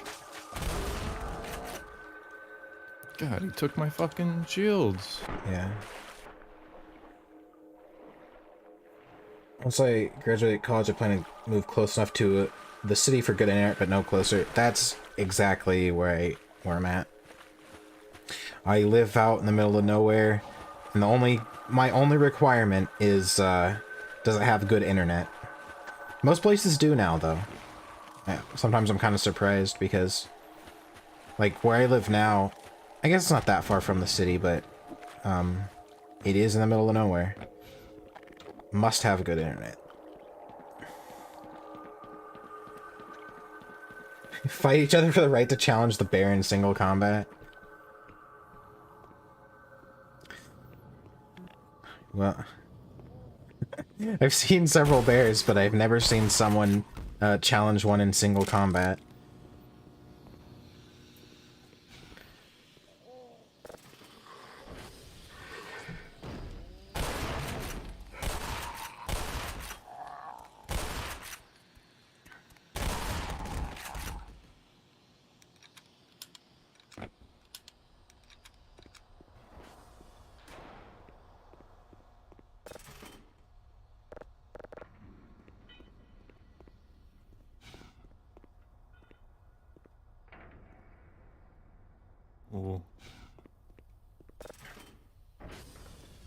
It's weird to think. Maybe that's why I feel so restless all the time, is because I did a lot when I was younger. Like,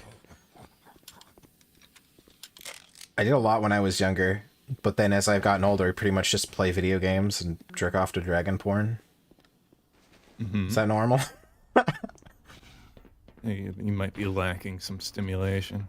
Well, I always feel like I'm not doing anything, but then I look around and everyone's doing the same thing as me, right? Everyone's just playing video games, going to work, playing video games, porn. That's like everyone's life, right?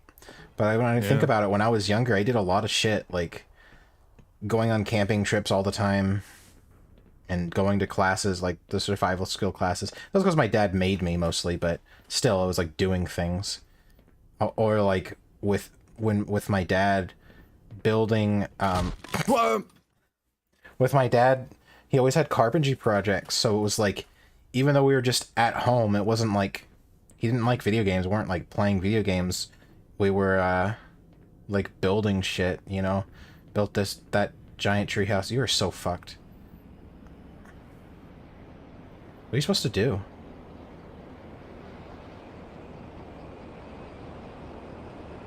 Maybe I just didn't go fast enough.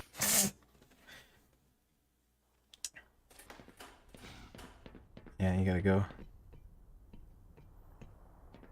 Does it push you up? There we go. Or...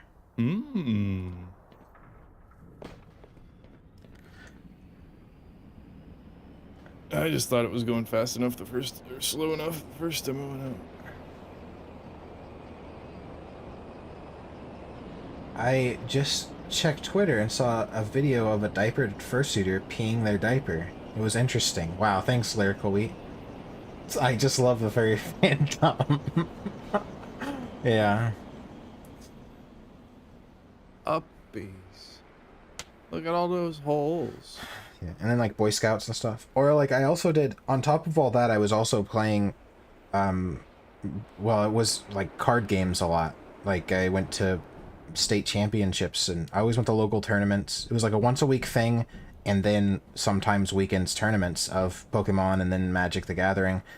So I always felt like I was doing a lot, but now it's not even that I don't have the energy to do it. I do have the energy. I just don't have like a desire. I don't want to go fucking play Magic the Gathering with random shitheads.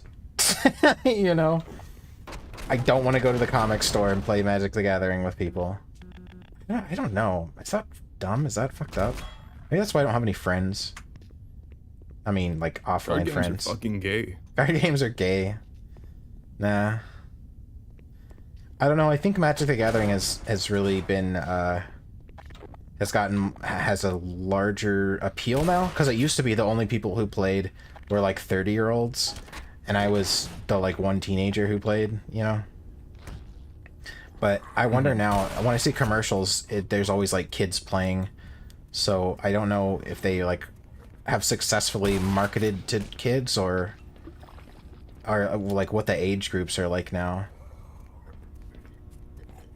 If it's still mostly people my age or not. Why is there not a game called Kobold the Fappening? I don't know. Why is there not?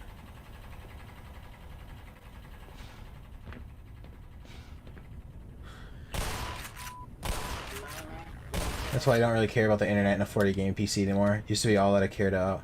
Now that I can afford a rig, I'd rather buy toys I can use outside. Right?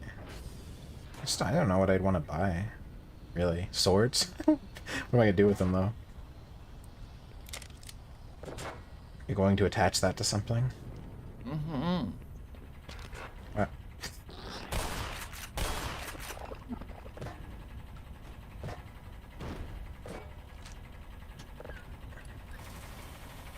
Getting a motorcycle soon, eventually ham radio. Do some fishing, camping gear. Yeah, my sister's been talking about going on a camping, hiking, I don't know if we're camping or just hiking, a hiking trip. I'm kind of excited out, but I don't think I have the stamina to go very long. High schoolers still play it, it's gay though. My favorite thing. What, hiking? Mm-hmm. I just don't have a lot of stamina. I'm fat. It's just a big wonk. big walk. I do. I've been doing half an hour of cardio every time I go to the gym. Half an hour of cardio and then some weightlifting. So maybe that'll... If I can do... hiking is more intensive, even though it's slower pace, just so it's very hilly, usually. It's a long term, yeah. Yeah.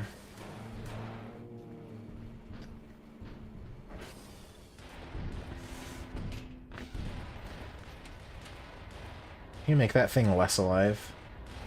That's the plan.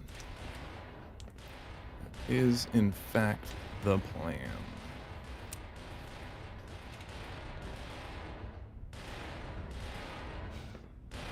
Fuck.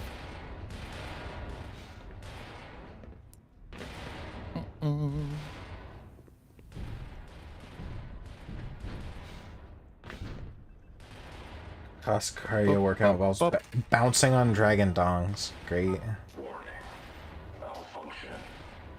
Power system is not engaged. What?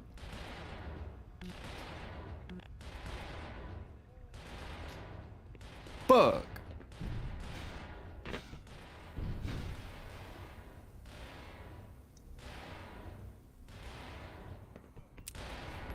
Didn't mean to throw that there. Oh my god. We're fine. Just go ahead and throw one of those over there. Quick little run around. Whoa! Wish that was a workout. Not bouncing. I didn't get the power. Yeah, I realized that. Sure. I can land that. Bitch! Nope, never mind. Turns out I was wrong.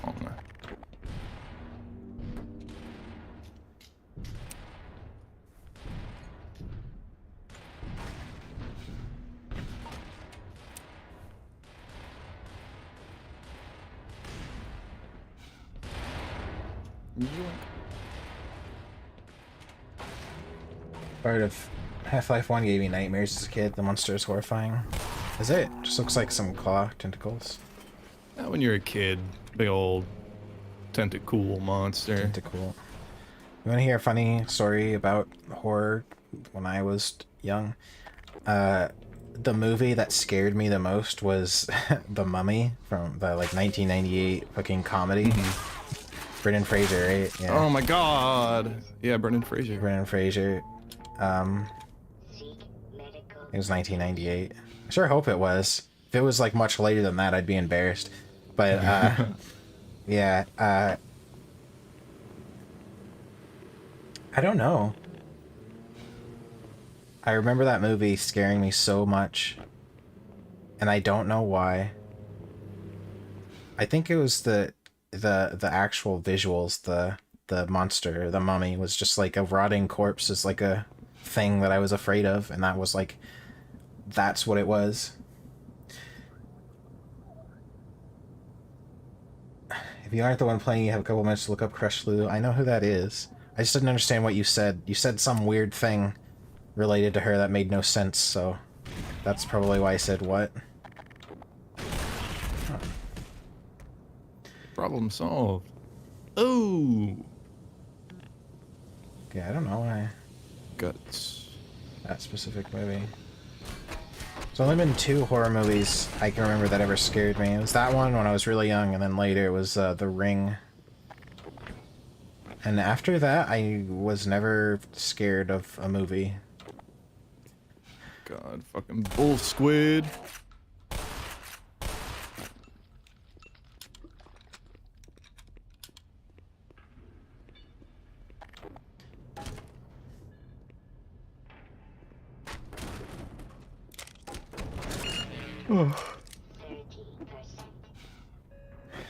I got the juice in me. I called her a bush monster. It's an inside joke when she dressed up as a bush. Oh, right.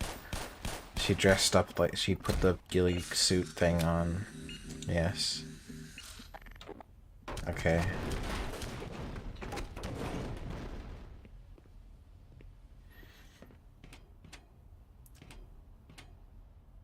Wailing was the scariest part. Oh, of that monster. Oh. You know what unsettled me, I think, about the Mummy is, now that I think of it, I didn't like the idea. There's a part in that movie where one of the guys... So the Mummy, the plot of that movie, if you've never seen it, is this team of explorers goes into a, like, tomb, basically, like an ancient Egyptian thing, and they open up some box that's like cursed, and it causes this mummy to come back to life, and the way that the mummy has to regenerate to be like human again is by hunting them all down and like sucking out their goo. And so most of them he kills right away, but a few of them escape. Oh my god. But a few of them escape, and then the mummy is like hunting them down. And there's one guy that the mummy took his tongue and his eyes. So I already felt bad for the guy because he didn't have eyes or a tongue. And the mummy was hunting him down to get him and take the rest of his things too. And I don't know, that really unsettled me. I don't know why. It was just like, I don't want my tongue and eyes to be gone, but also I don't want a mummy also hunting me to kill me. You know? Mm-hmm. All of those things are bad. This was a comedy movie, believe it or not. It's a very... There's a lot of, like, slapstick, a lot of silly stuff. And the actors are very, played off very, not seriously. But there are some, for a kid anyway, like, legitimately terrifying parts. Those movies were too campy, always jarring when the horror bits came in. Right. They were like comedies, but then like a lot of effort went into the horror elements too, and it's like juxtaposition is really weird.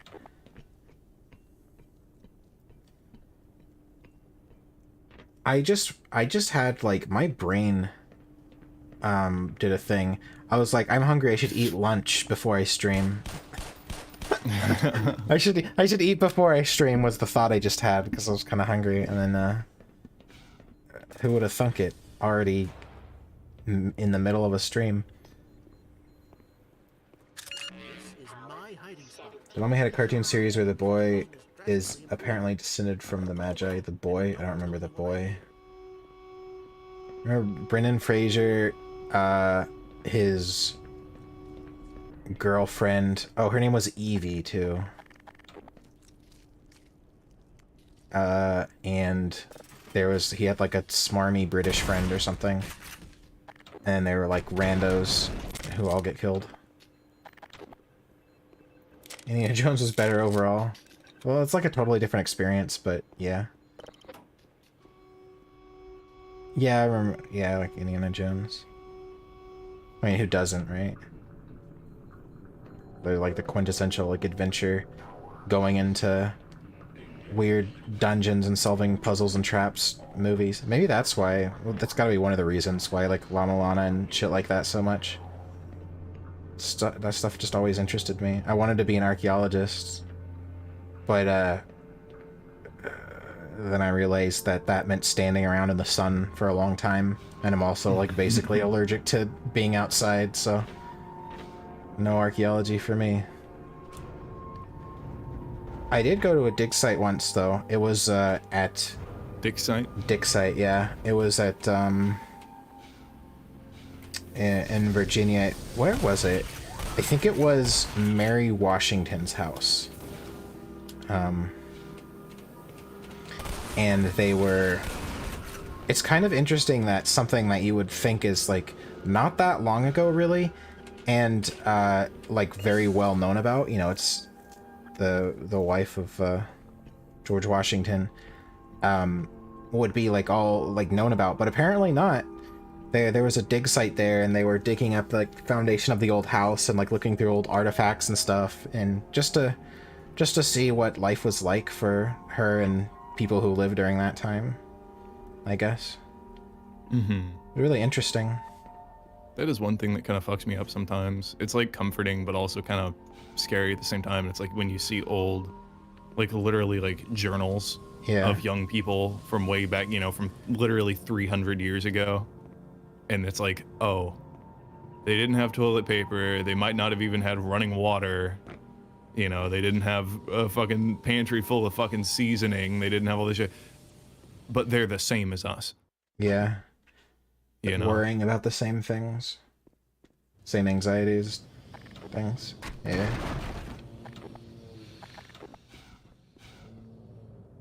It's interesting.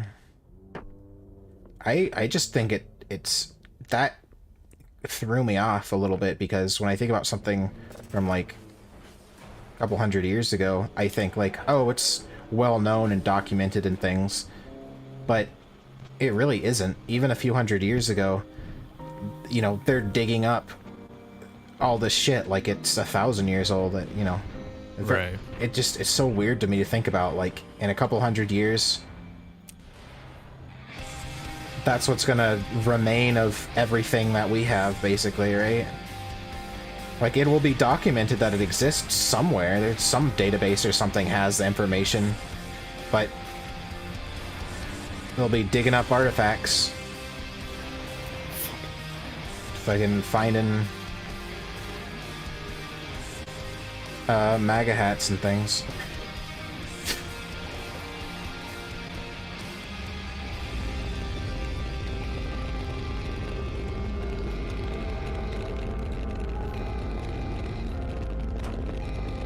I was a kid, I was really scared by the huge mechanical foot from the Gummy Bear movie. I don't even know if I ever saw that.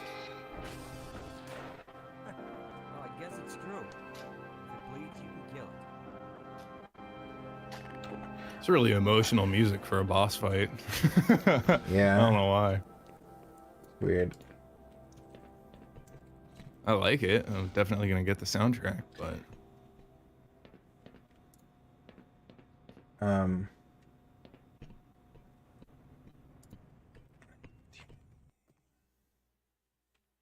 one of my first indications that something might be wrong with me was so in 1990, it was 98, I think, they made a Godzilla movie. The like shitty American one, right? But then there was also a cartoon that came out. what the fuck? Did you know about this?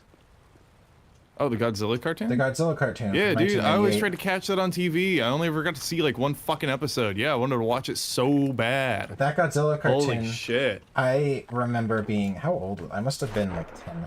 And seeing that Godzilla cartoon and being like, I want to fuck that lizard. Like, I don't know what it was. I'm trying to find a good picture here. Maybe it's terrible by today's standards, but it's like, I don't know, it's a big fuck lizard. What do you want? Goo. Yeah, I'll just show.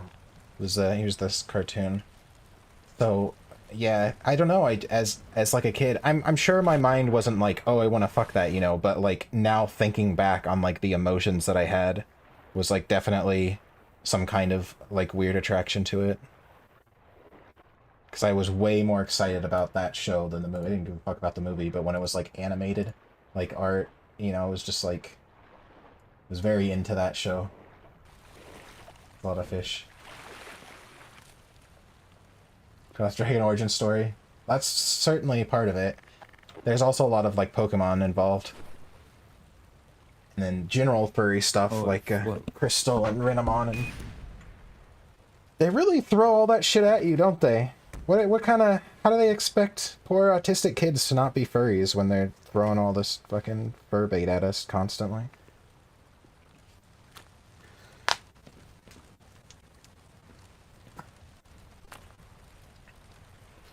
Did your relatives ever find out that you want to pound dragons? Yeah. It's I don't, it's not like a hidden thing. It's not a secret. All my relatives I've know been hiding about under my skin. All my relatives know about my YouTube channel and everything.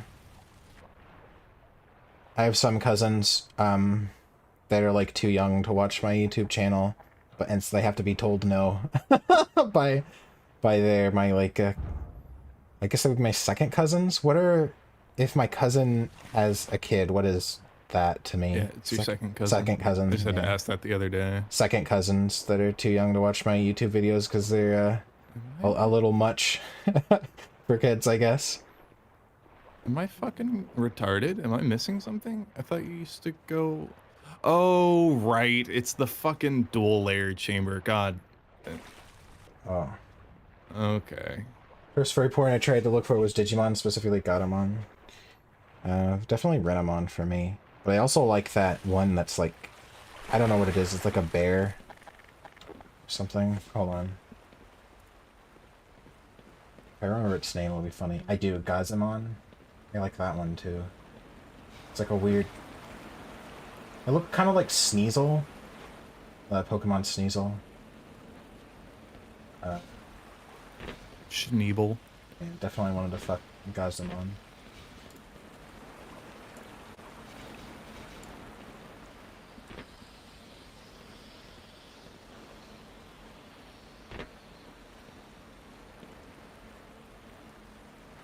Just well, hello people's chat at this exact place on the internet. How's it going? Hello Joe. Going pretty well. Ponythroat says the vaccine equals death of children. Dead babies. Dead babies. Incineroar was a catalyst to becoming furry. Wow, you must be new then, because Incineroar was only like a few years ago. Yeah. I don't even know Pokemon, but that's like... That's new school. That's a new one. That's new school for sure. I didn't even know furries were a thing. I just woke up one day and spontaneously wanted porn of cartoon animals. Yeah. The first furry I ever talked to on the internet was a Christian furry with a Renamon persona. We played some Team Fortress 2. Christian furry with a Renamon persona. Alright. Time for Mimi to die. Very,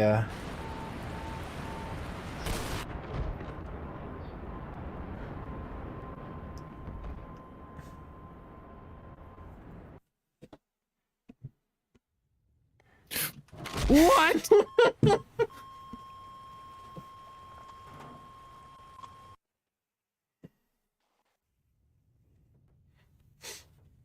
There you are. Okay. It was just a bad dream. Oh. Same bro. Serious bro energy intensifies. It was a bad dream. Falling down a shaft. You have the revolver. Mm-hmm. If I had a gun that cool, I would shoot myself so no one else could take it.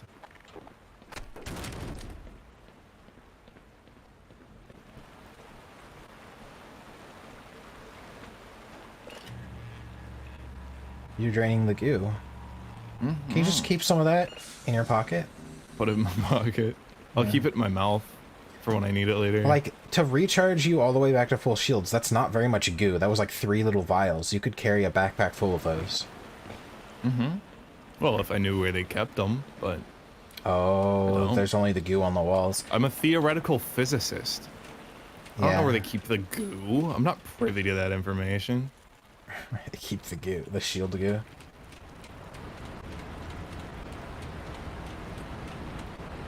There's a very well lit thing. Uh-huh. Game design.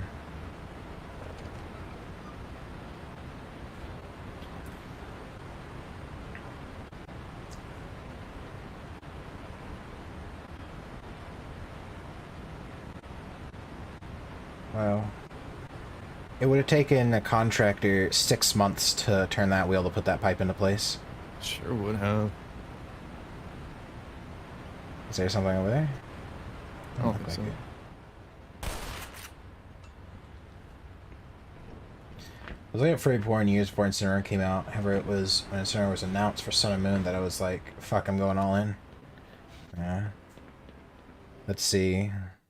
Yeah, my earliest crushes were on Pokemon, pretty much. Of like actual characters, you know. Before that was like, there was some like general like dragon lust, but didn't know any dragons or that people were pretended to be dragons on the internet, so how was I to know?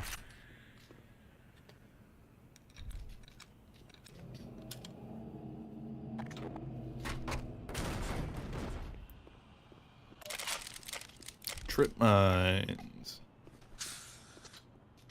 Can you climb trip mines in this one? I don't think so. Can you? You've done it.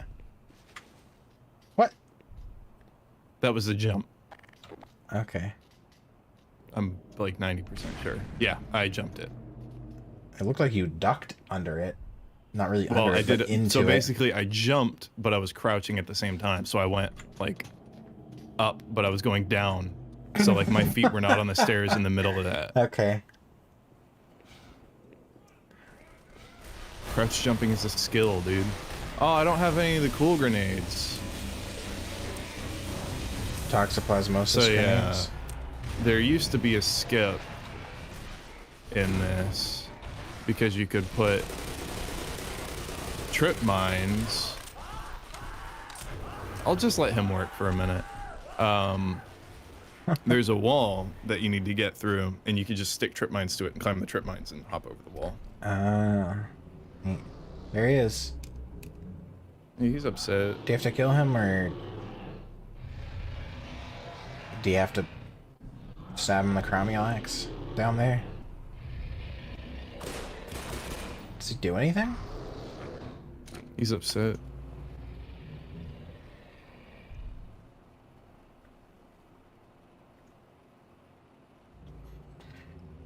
Nobody indoctrinated or corrupt to be naturally awakened furry. Naturally awakened.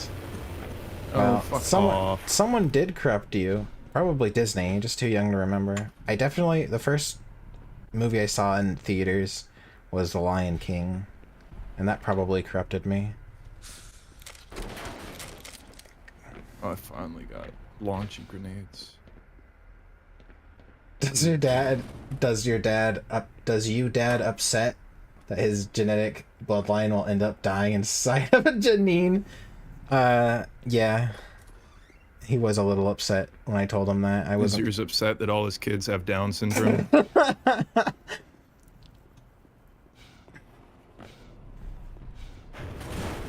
Yeah, it's unfortunate. It's okay. My dad, I think it would be, like, fucking, what's it called? Unethical for me to have kids anyway, because I'd have all kinds of fucking weird mental problems. Just like my dad and me. I think it might be unethical to have kids, for anyone to have kids. You know, people are like, oh, it's unethical for scientists to, like, make kids in test tubes. It's like, okay, well, why is it okay to make kids inside women then? How is that any better?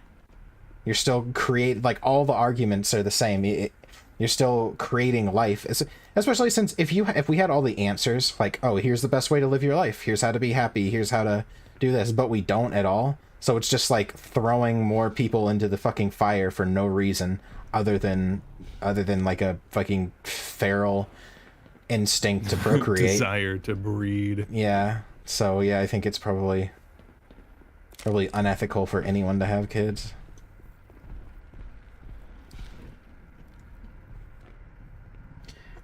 They said one day I just woke up and out of nowhere I wanted to see cartoon animal porn. Furries didn't find me, I found furries. Yeah. I'm very proud of that. It was Sonic the Hedgehog games and comics.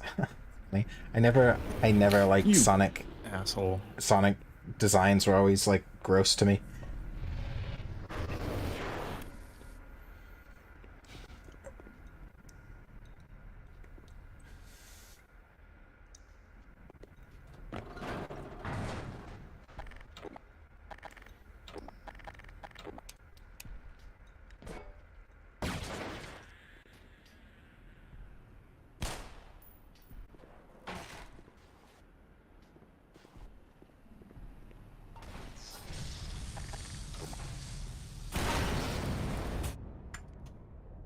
Slight miscalculation. It's fine. Humanity is a project. We only got to live as good as we do right now because the previous generation, we should keep that project up. So next generation would get to live better.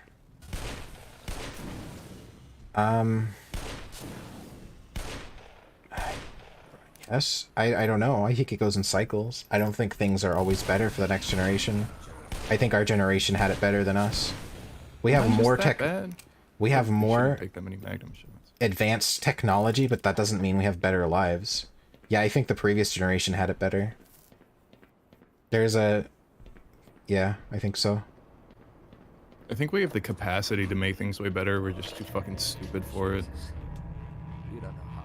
Just with technology and everything, we could do so well. We could have another Dark Age soon. Or if we might already be in one, honestly. For how quote-unquote advanced we are effectively in a Dark Age. Because we're holding ourselves Yeah, we're in back. a social Dark Age. I guess that's what Dark Age is. Well, I don't know. Society. Society is a Dark Age. Yeah, no, I don't think you're right there, right on. I think technology gets better, but it's really... things kind of go in cycles. It's always like an era of war and depressions, and then out of that comes something better, but it's temporary before it devolves again into, well, it just devolves again.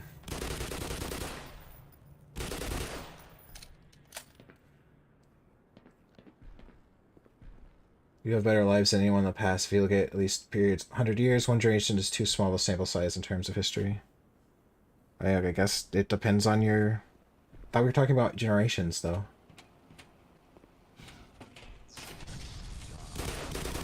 You specifically said we only have it good right now because of the previous generation.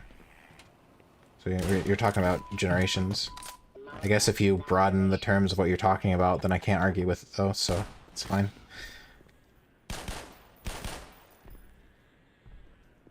Oh, the sun is shining, which means I can't see. History is more like a rhythmic spiral rather than an endless cycle, I guess. But are we spiraling upwards or downwards? Because if in the end we destroy ourselves with our technology, then we really were spiraling downward the whole time, weren't we?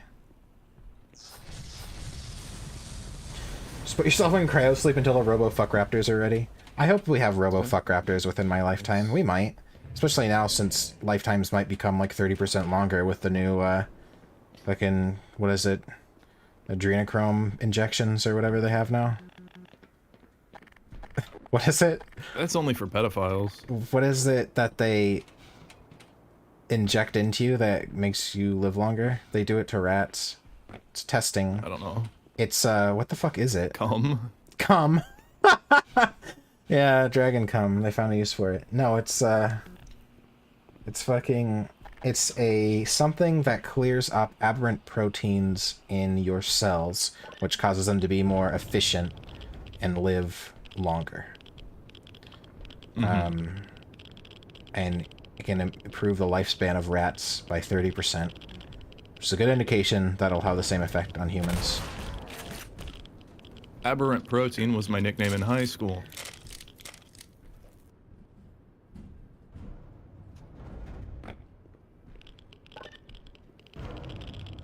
Adrenochrome.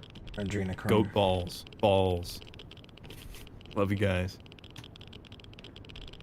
Hello, ladies. Do you like balls? Are we not spending so much time looking at all the negative things? I don't know. I don't really think of things as negative or positive. I just try to think of things like as they are. I think it's a better way to live. Like with art, I was always really upset at myself for being bad at art. But I just started to think of it as like, okay... Shit. Oh, was that what you shit about? The grenade? Yeah, it was a grenade. Oh. But then I, started thinking about it from, like, the perspective of, however I draw is just where I am. You know, that's where I'm at right now. And it's not really a... There doesn't need to be a judgment made about if it's good or bad, it's just where I am. Started to try to apply that to more things. So I don't really look at things as, like, negative or positive so much as just how they are. I don't know if it's, like, overall good way to do things, but, it's definitely lessens the anxiety, so that's one positive. I could say there's all the stupidity in the world and shootings and stuff. No way the average lifespan is 80. Just my opinion, though. Well, it's by country. Yeah, in some countries, no, the average lifespan is not 80, it's 45. But in the US, it's like 84.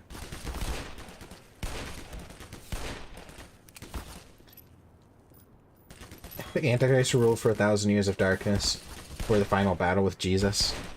Yeah.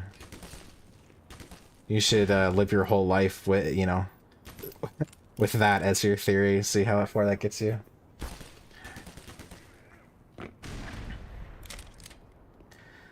This virus taught me anything, even the smallest things can be good, like being greeted by another new day. I guess. I just kind of don't care.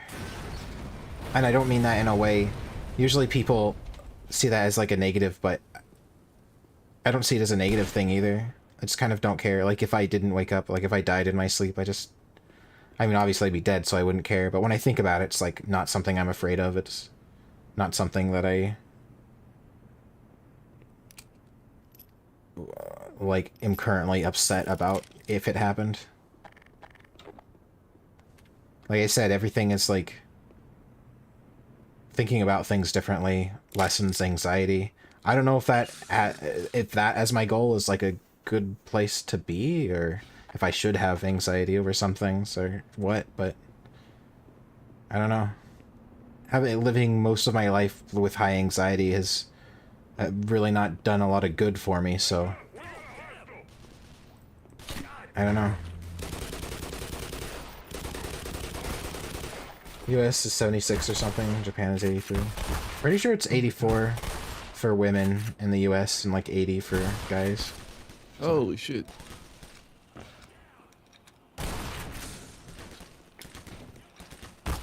Oh my god. The flonk. Ugh. You might have me here. People in my I I might have a chance of having an average lifespan, because the people on my mom's side of the family are long-lived. My great-grandma was 99, and my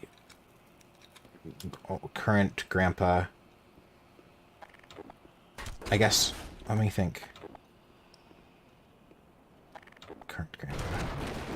Okay, no. So my dad's dad died when he was like a teenager, so that discounts that. So yeah, my mom's dad. So I guess my only biological grandpa is I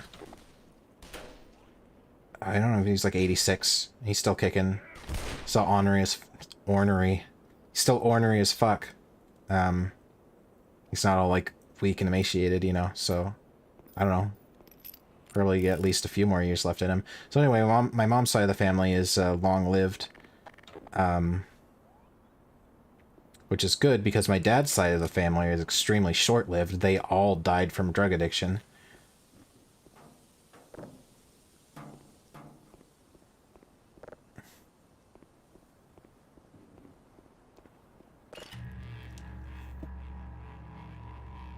But I don't know if their like natural lifespans would be long, or if, you know, or what does that say? If an entire family is all dead from basically the same thing. I feel like I might be destined to be a drug addict or something. Oh, don't do drugs. Yeah, don't do drugs.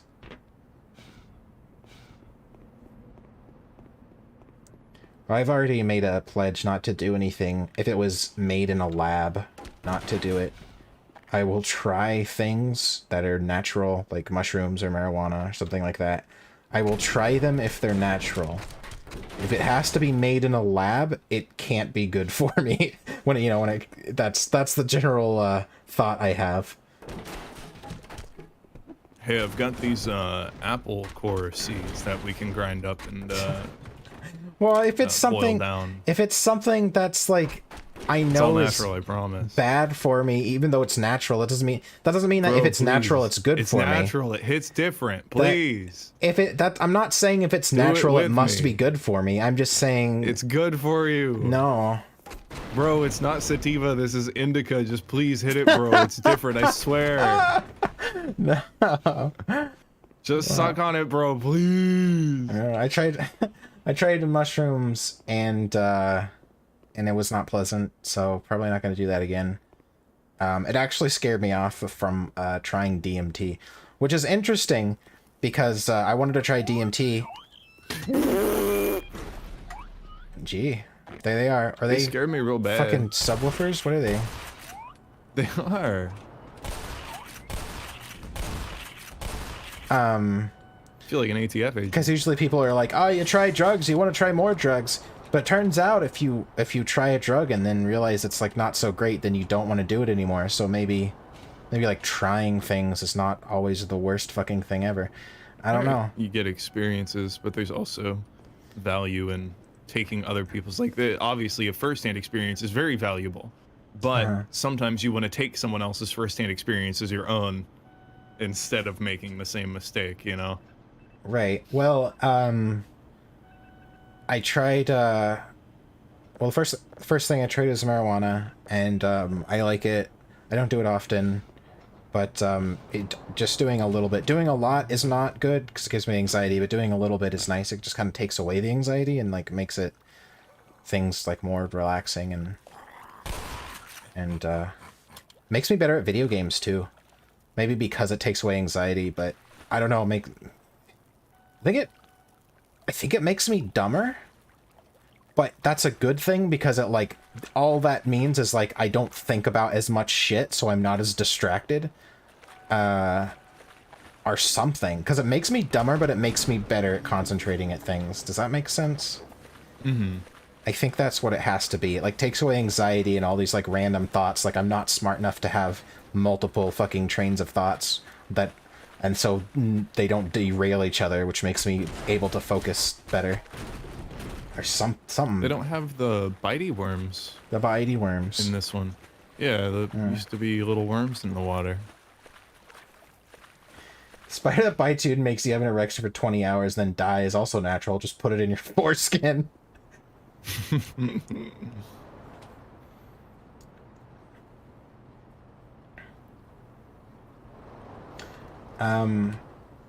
Well, I think it's good to recognize, I think what people need to be taught when it comes to drugs is it's good. You need to recognize why things are addicting instead of just being told don't do something. Like there was a time where I had started just like having a drink in the evening, you know, not a lot, just like a beer or a shot of something like in a mixer. Mixed drink. And and after like 2 weeks of that, I started to feel a certain like urge, like, oh, I want to drink. And then, but because I was familiar with like addiction, I guess I was like, oh, that's a like indication, like a first sign of a sort of addiction is like having this urge to do it, you know? And so I stopped, and I think people should, I don't know how to like share that information with people, but I think that people need to be made aware of that. Be aware. That when you have an urge to do something is when you need to not do it. And not give in to that feeling. Where did you come from? Where did you go? And so it's the same way with marijuana. Whenever I feel really stressed out and I'm like, oh, so marijuana would fix this, that's when I don't smoke. The only time I smoke is when I am... Usually if it's just when I'm with friends and it's just kind of like a thing that we're doing. But if I start smoking whenever I feel like stressed out, that's how you get like addicted to it. Not right, chemically. Now you're creating a bad coping mechanism. Yeah. That is external from yourself. What if you have the urge to look at Frisky Ferals? Alright. Well, you know, Frisky Ferals is life, so... If you don't partake, you'll die. Yeah, if I don't partake in Frisky Ferals, I'll die. Pony throat, what is this? Dragon foot tongue makes pants bigger. Yes. You're right. How true.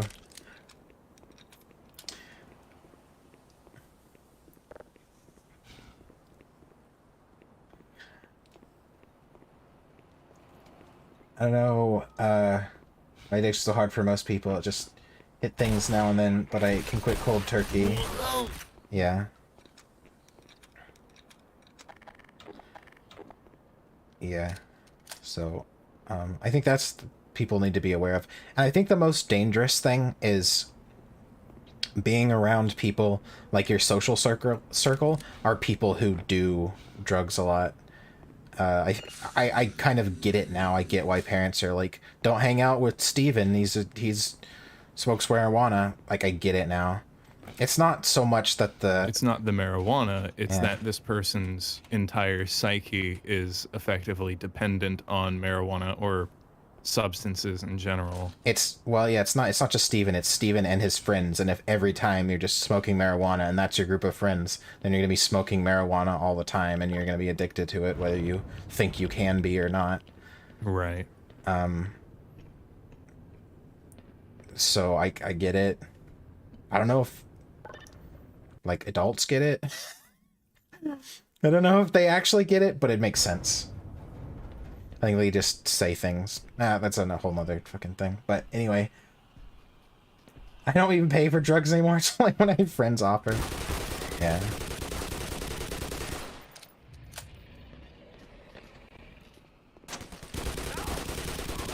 Yeah, I don't know. I guess porn, if there is one thing... It's hard to know. I don't know if I'm, like, addicted to porn exactly. But the thing is, I do see it every day, so... I don't really get the urge to look at it is the thing. I just see it all the time. Maybe if I went, like, a few days without... Just plays in my head non-stop. Yeah. Can't stop thinking about it. Oh, there's the phantom that... You need medical attention? Prepare for medical attention. See ya. I feel called out. My name's Steven. Addiction is killing my uncle. He just ended up in the hospital recently because of a drug-induced seizure. Of what? From what, though? That's the thing. I think there's a couple rules you should follow. Frisky feral rats? No, thank you.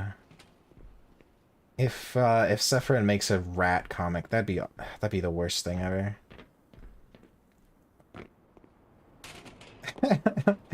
There is one, it was weird. It was a anthro wolf and a like feral hawk. It was very weird. It's just like I don't like this. I'll just slow you down. I mean it had like human intelligence and talked and stuff, but it was just like weird.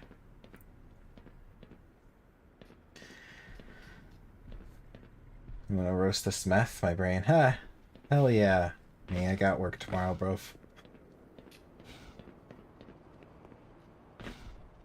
Can hanging out on a live stream full of furries count as that? Count as what? Hanging out with the wrong crew? Yes, oh. 100%. If you're susceptible, here, you have problems. If you're susceptible to like porn addiction, and you hang out with furries, that's not gonna help that. But I don't know.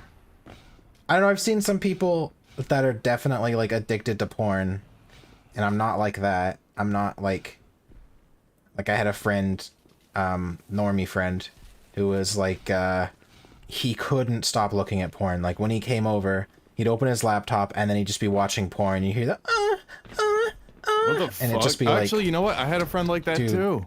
chill. I like, didn't think of it because yeah, we stopped. You know, probably like 16 or whatever. We stopped being friends. But yeah, what the fuck? yeah, some people. That's like a problem. Yeah, that's when it's a problem. That's what I'm saying. Like, I don't do that. I'm actually like, I am kind of like sometimes like I don't want to be in this Telegram group because it's just constant porn and it's kind of annoying. You know. Mm-hmm. So definitely not that. Like, if I'm somewhere and I'm looking at my phone, but the last thing that I was on Discord, and I open it up and it's just porn, I'm kind of disgusted half the time. But, yeah, I don't know. Some people are susceptible to porn addiction, I think. I don't know what it is. And I think some people just aren't. Maybe it's like that for everything.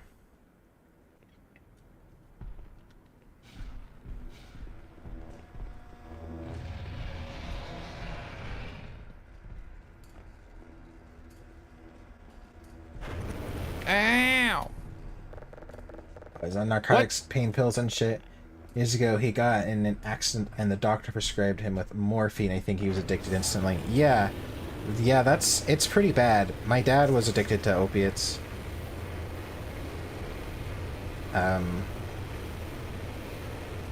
It's pretty bad that they give that shit to people.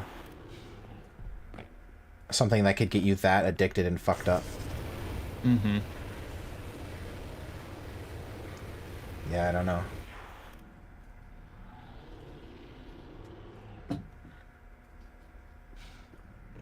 The real curse of being autistic is that if you're not diagnosed, you think everybody in the world is a fucking retard. Yeah. Little did you know that you're the retard? Nah. Nah, most people are retarded. That's the problem. Well, being autistic just means you're not fooled by the random bullshit, right? And so autists are immune to propaganda. Yeah, exactly. Autists are immune, and like autists are immune to the social bullshit. What would you even call it? Like social psychic network. The noosphere. The noosphere.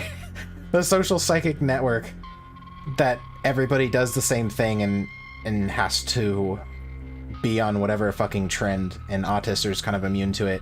And so yeah, when people are doing some retarded shit, because that's the thing to do, it sure does seem like everyone's a retard.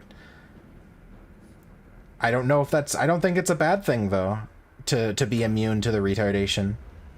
Sometimes it can be, because then you say really the NPCs get mad at you. The NPCs get mad at you, and so there's like, yeah, you say shit, the NPCs get mad, and so there's like a utility in being part of the in-group, I guess, but it's also kind of like, it's kind of a good thing to not be that retarded. Hey, it's Freeman, right? Hold up a second. Yeah, that's one time Sorvet was telling me, you know, because she's more normal, you know, socially inclined, I suppose. And like, well, everything's propaganda. Everything's trying to make you do something. You know, you're susceptible to everything, and you just don't know it. And I'm like, no, I do know it, and that's why I want to kill people, because the world is fucking sick. Like, everything is fucking propaganda. Everything has an ulterior motive. You know? It just, nothing feels honest. Nothing feels fucking sincere. Yeah. Yeah, I feel that way when I look at billboards and stuff, and yeah, it makes me... It's cringy. Is a really fucking good movie. Well, it's like cringy to me. It's like, I look at a billboard and it's like for, I don't know, some shampoo or whatever. Toothpaste, fucking whatever. Whatever, and it shows some model, and it's like, the whole thing is basically saying, you'll be so sexy if you buy this. Buy our stuff. It's the best thing ever. You'll be so sexy if you use it. And it's just happy. It's and happy, yeah. Pleasure. And it's like, it's cringy to me. Is when I look at that, like, I don't. That's one of the reasons why I don't really like cringy for me. I'm disgusted by it. I really am. It's like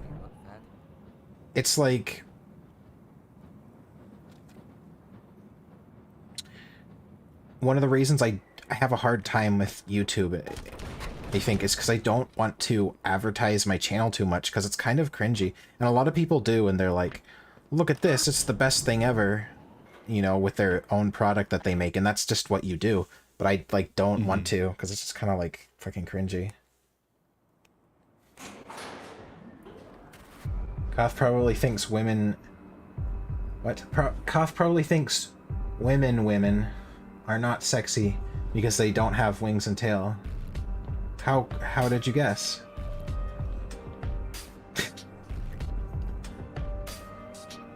Women. Double women. Women. Do they have 2 vaginas or 2 heads? It's one of those things is 4 times as worse than the other. Twice as bad as a normal woman. Oh boy. I feel I'm being called out because I'm kind of autistic. It's not so much as noticeable, but I still have it. Yeah. We're not calling you out, we're calling it a superpower. Half the people in this chat are autistic, don't worry about it. That's the... Well over half. One of the... one of the unifying factors that we have is autism.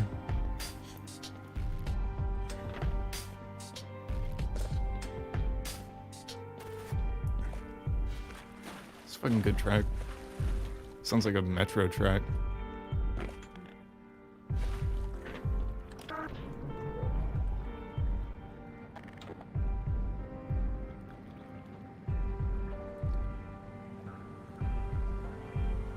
All the stories you told me, which ones are true and which ones weren't? My dear doctor, they're all true. Even the lies. Especially the lies. What does that... What does that mean?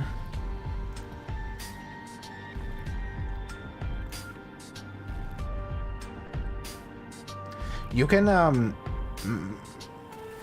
can make yourself mostly invisible in like social situations by just not talking. It's when you open your mouth that people know you're autistic. But if you just stay really quiet, then people just assume you're shy. Keep the intrigue up. Yeah, that's one of the ways. The mystique. That to get people to like you more, because it is kind of hard to make friends when you're autistic, unless you're autistic about the very specific thing that someone else is autistic about. Like, I guess that's one of the reasons I like to go to like Magic tournaments and stuff, is because everyone there was as or more autistic about card games as I was, so it was like you can actually talk to people. We'll talk endlessly about some shit, you know, as autists do, but it's like something you're interested in, so it's like a good thing.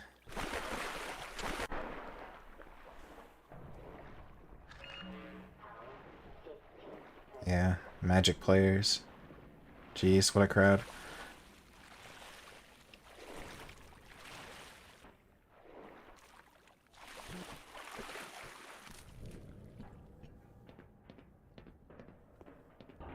It's from Deep Space Nine.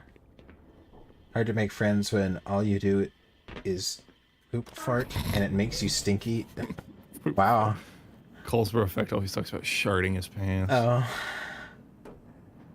When I was still figuring shit out, I had so many problems that wouldn't exist if I just haven't said something. Yeah. Exactly. Just don't talk. I don't know. I've had to undo a lot of that, though, because I got very used to just not talking when I was a kid. And then I've had to get used again to just speaking my mind and saying whatever I want again. And it's been weird.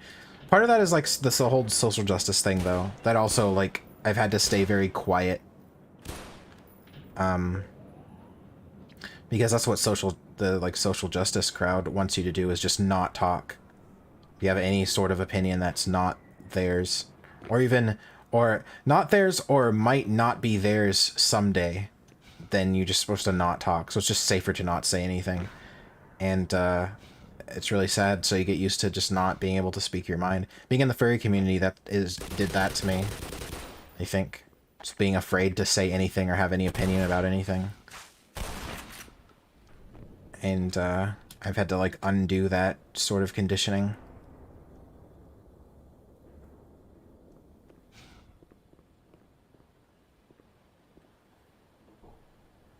You also can't not have an opinion. Yeah. Well, that's when it got really bad. It used to be... Silence is racism. It used to be just don't say anything that we don't like and you'll be fine. But now it's,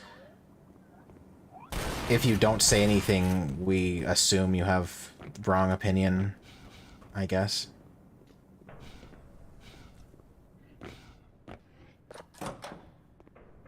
Sun's out, can't see.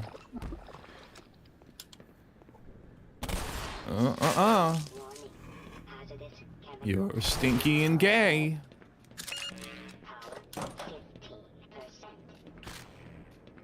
Bitch. You know what I'm gonna make tonight?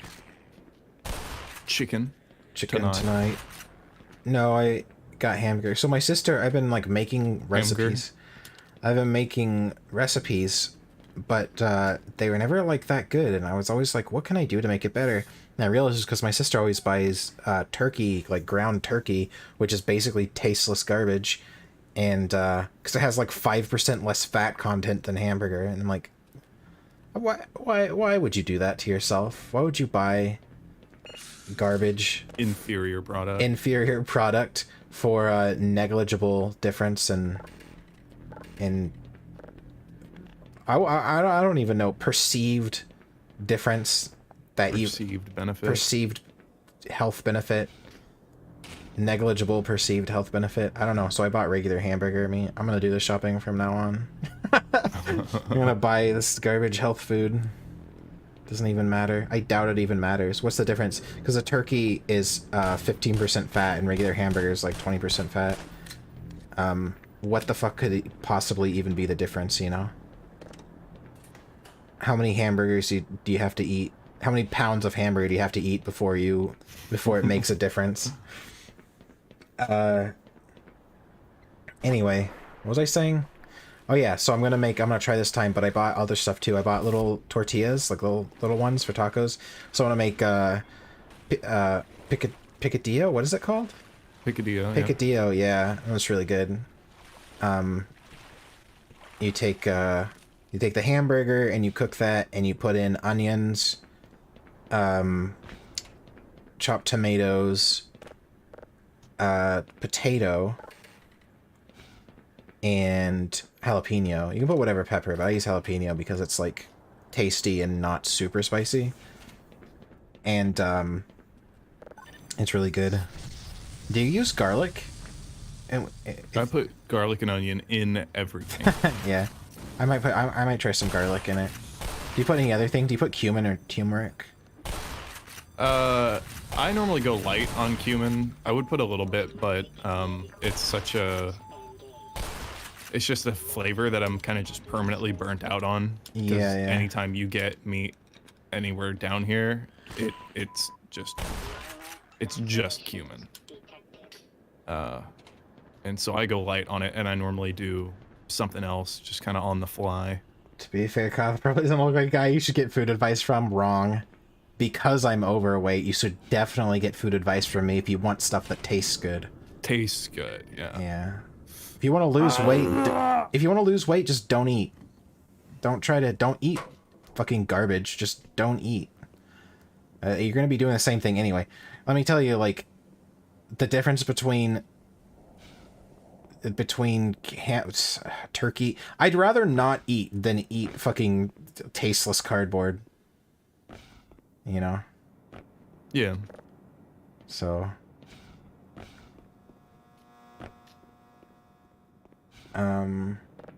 Chicken tonight. Yeah. So it's really good, but I usually just make it like that and you eat it with rice. But I'm gonna do that, and I'm also gonna do I'm gonna have the little tortillas with cheese, so they're like tacos. Oh, it's gonna be so good. I'm so excited. I'm ready to fucking taco night is fucking base. Scarf that shit down. I go wild. You like sour cream? Yeah. I didn't buy any sour cream though, good. Because I think my sister would have a panic attack if something as fucking fattening as sour cream was in the refrigerator. Oh, well then she's a bitch. We don't even use sour cream. We use fucking table cream. What? That's like the full-on Mexican version. Oh, really? It's not that I don't think I've had it before. Bullshit. It is thick, and it is cream. It is like the cream cheese equivalent of sour cream. Does that make sense? Yeah. Well, the cheese, Yeah. I bought real cheese too, because she always buys... That, if I'm cooking Mexican stuff, normally I put a scoop of that as things start to settle down. If I'm melting in cheese and stuff in the meat, I put a little bit of that, because that gives it this just creamy tang that you can't get from anything else. And it cooks in so fucking well. It's so thick and it's so rich. Oh, I want meat with table cream in it! I should try that sometime. Opinion on deviled eggs. How are they with wavy lays? And how many have you had in one sitting? I've never had deviled eggs with Lay's chips. That sounds like it would be good though. You just mean eating them at the same time? Well, I think the idea is you crush them up and put them on top. If I'm not wrong. Oh, you can do anything on top. Yeah, I like them breaded. No, deviled eggs are the fucking best. Deviled eggs are really good. I never had that. I'm not super huge on deviled eggs. Oh my god, deviled eggs are one of my favorite fucking things. It depends on who makes them. It's the same for me. It's the same kind of temperamentalness as potato salad, where it's like there's really good potato salad and I really like it, and then but most of the time people who make it, it's just kind of subpar and tastes like mayonnaise. Yeah, you're right. And I don't like it when it just tastes like mayonnaise. And most of the deviled eggs to me just taste like mayonnaise. You're right. If because I was thinking about it, and really the only deviled eggs I've eaten are the ones that my mom makes. So if I ate other ones, I'd probably be horribly disappointed. Yeah. What are deviled eggs? Yep. It's so that you take a boiled egg, and then you take out the yolk, and you mix it with spices and mayonnaise and things, and then you put it back in, and it's like an egg with extra creamy goodness and delicious things in it. Yeah. Kath likes deviled eggs and dragon's sauce. Deviled, yeah. What was that thing? Yeah, I've never had them with Lay's chips before, but that sounds good because they'd be salty. Opinion on the vor fetish. Let's see. Vor, I don't know. I have like a passing interest in it. I have seen art that I really liked, and most of it's terrifying and disgusting. That's about, I don't know, so... That's most furry art, though, I think.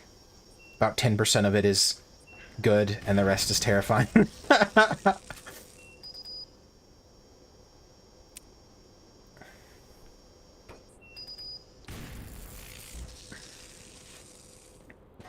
Depending on divorce fetish. Yeah. Is that even a fetish? Isn't that just normal life? Getting divorced.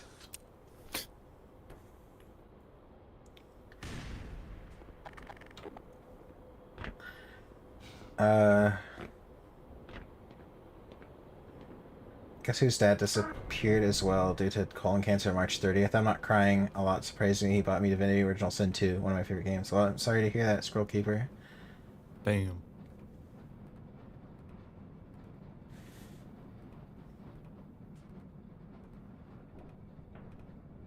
What about voring somebody's soul while the body remains alive as your mindless slave? That's an actual fetish. I didn't know that was real, but that is an actual fetish. I've never given it much thought.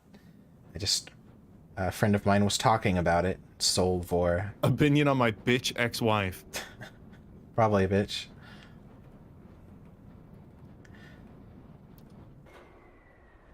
Do you have to make that one less? Seems like this could be... Someone is a bush here. Is a bush. Yeah. There it is.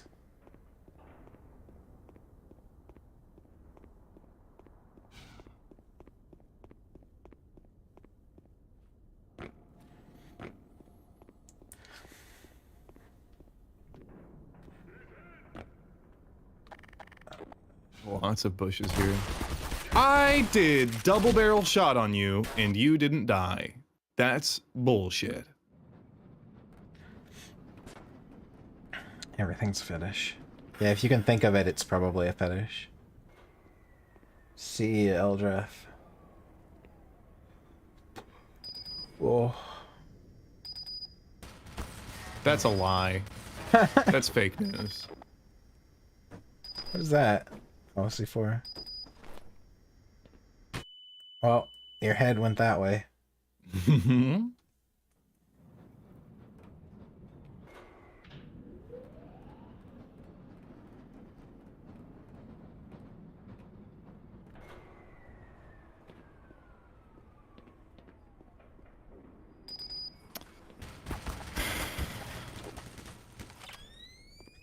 It's so funny. Oh yeah, they're adding claymores, or yeah, that's what they're called, claymores to Tarkov. Isn't that gonna be fucking fun? Oh wow. Yeah, landmines. They what are they, bouncing betties? I wonder how many people are just gonna stop exit camping and just put those there to kill people. Yeah, just put the fucking God, I hadn't even thought of that. It's not even going to be for loot anymore. It's literally just torturing people. That's all the game is going to be. Well, the thing is, all they need to do to fix exit campers is put more than fucking 2 extracts on maps. It seems like an easy fix.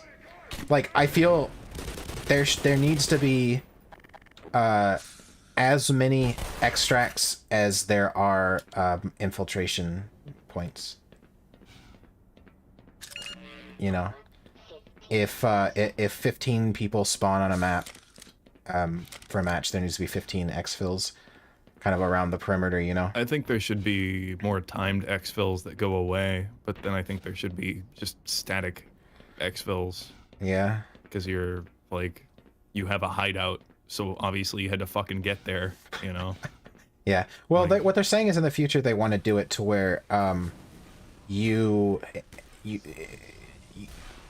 there are the exfil points are you can leave, but you can also put gear down on there, and then the gear gets transported to your hideout, which is interesting. So you can continue with the raid. You're paying a rat. You're what? You're paying a rat. Paying to take your gear back and forth. Yeah, I guess. Your so ball boy. That sounded really interesting because that would be cool because you could kind of camp. You could kind of make an extract your home basically, and kind of just not venture too far out. Grab some things, come back, and throw it down. You know. So that would be cool. That's how they say they want to do the open world thing. That's how they would do it. I still don't quite understand how the open world thing would work because people are going to be fucking camped at every infill. Just staring, waiting for someone to load in or whatever. I don't know. Or maybe they'd mean no load screens. I don't fucking know. I just don't see how they would do that. Like, the game already kind of runs like shit at times, and the maps are relatively small, so...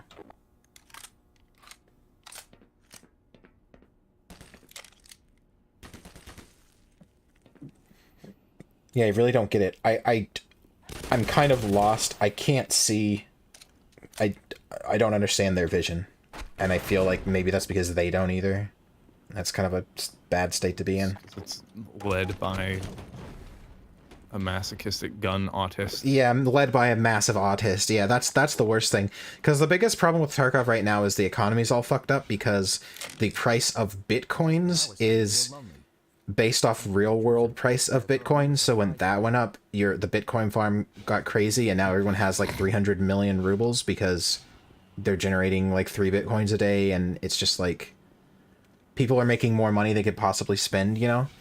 And and it's like, okay, everyone said it, you know, the whole Bitcoin being based on real life Bitcoins thing was like a fun idea, but it's not, it's a cute idea, cool, but it's not going to work. It's not good for a video game. Yeah, because basically what they've done is shifted around the like requirements. So now it's really, they've made graphics cards way more rare, and they've made the crafting of graphics cards like twice as hard, and it's like, okay, cool, but then when the Bitcoin price goes down, the economy is going to be all fucked up the other way, right?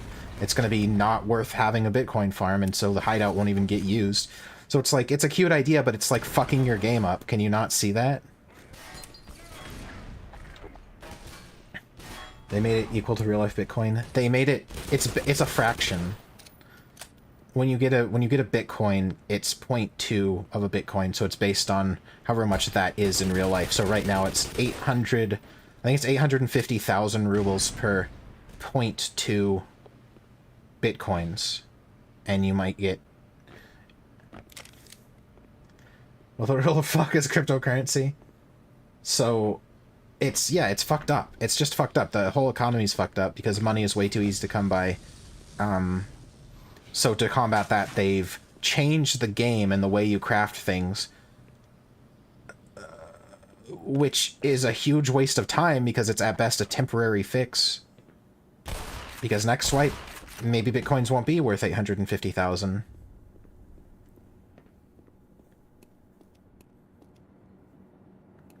The stream will be, yeah, the stream will be saved. It'll be under one-offs, or maybe if we finish the game, I'll put its own separate category. It'll be in the playlist section. All the streams are in playlists. Inflation fetish people saying dark off economy. Yeah. What? I remember that one time. Where did you come from? Oh, no, my frag first. Mine better. Remember that one Tarkov stream where you waited till the very end of factory, took the common exit instead of the one you had the key for, and got camped by a guy who was waiting for kills? Yeah. That stream, that specific raid was literally when I decided, like, okay, sitting in a bush for half the raid is fucking stupid. We're just gonna go out there, and if I die, I die. At least I won't be doing nothing for 20 minutes. Yeah, that was the dumbest shit. God, that pissed me off. All I was trying to do was this quest, and so I got the quest item, and I sat, on factory you can't go for the extract, there's always fucking campers. So I sat with the quest item for like 20 minutes near the extract, waited till there was like 5 seconds left in the raid, and got up to go, and an extract camper fucking killed me. Like, who the fuck sits in a raid waiting for the last 5 seconds of the raid? Like, what are the chances that anyone's going to be there? Someone who's waiting for desperate people who are holding out till the end of their aid. Yeah, but he can't even loot me. He doesn't even have time to loot me. What the fuck is the point?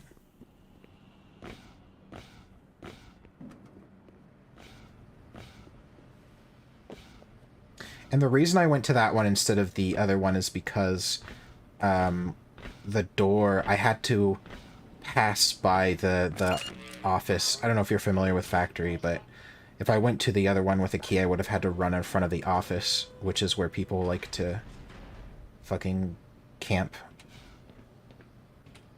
out in.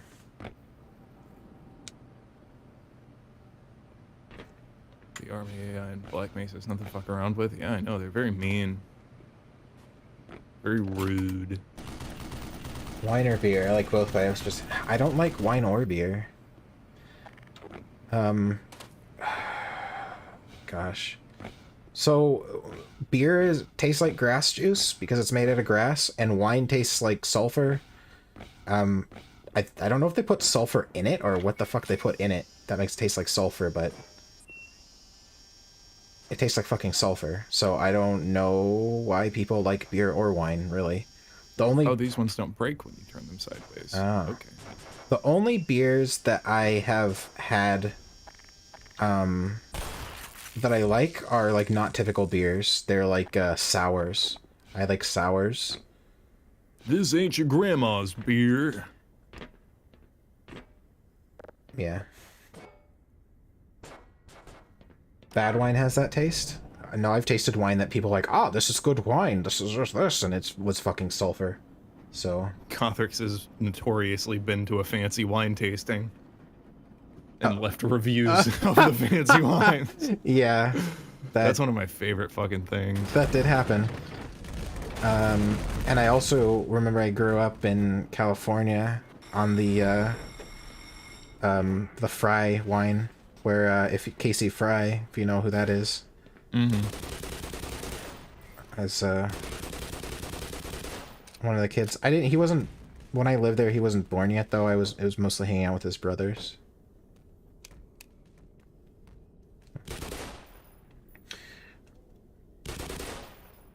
What does sulfur taste like?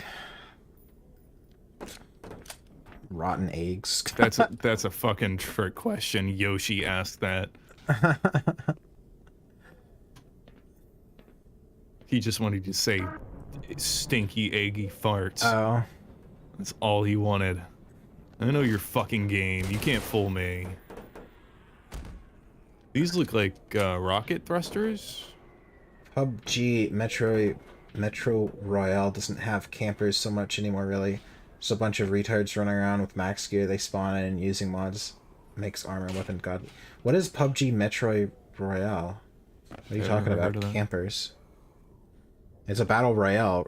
There's no extracting. What are you talking about? Or is it like one where there are extracts? Did they do a PUBG version that's kind of like Tarkov? They do a Tarkov. Yeah. Did they do a Tarkov? There's a bunch of games that have been coming out that are like Tarkov knockoffs, but they're not.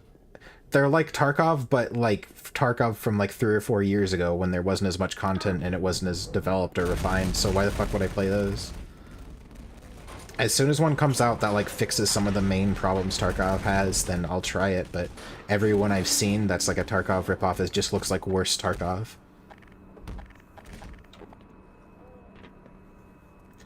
The smell of sulfur that lingers in the firework husks.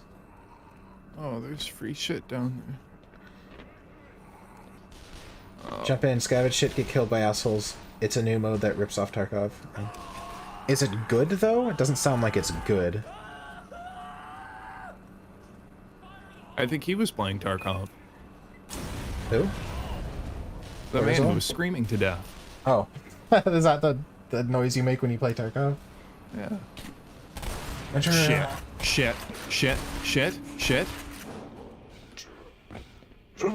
I'll look at it.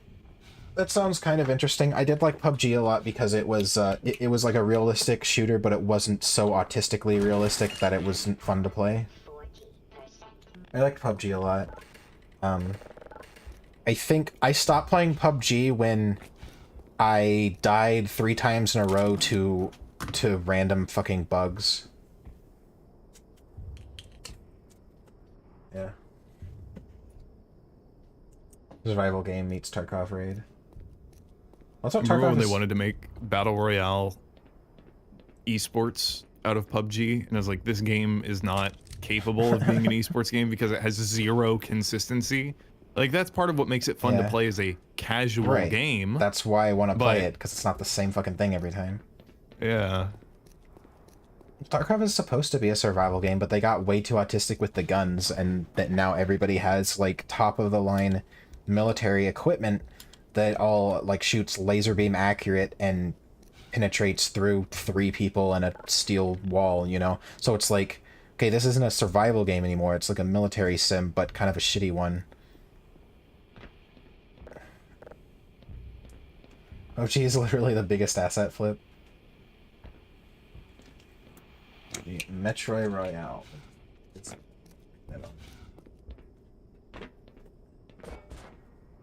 Copper sprocket.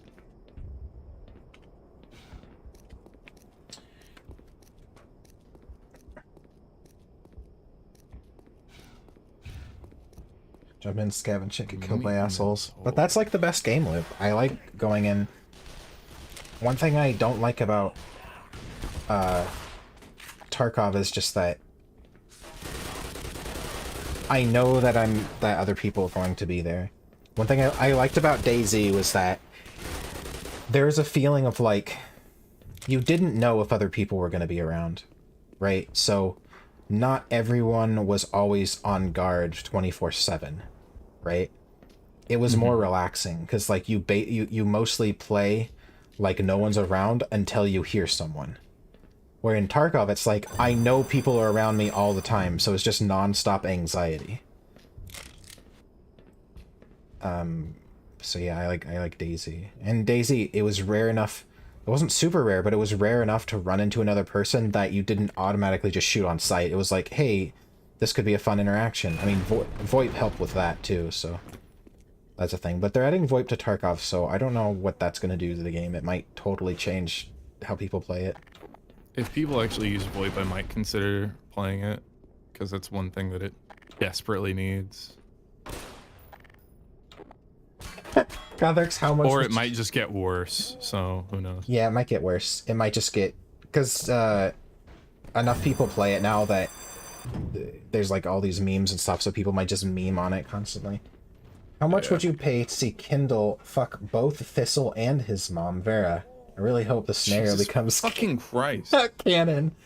Get the fuck out of here. Do you mean literally within the first 5 pages of like the first Frisky Ferals comic that happens? Because what do you mean? You mean at the same time? Well, they don't like each other. They would never do that.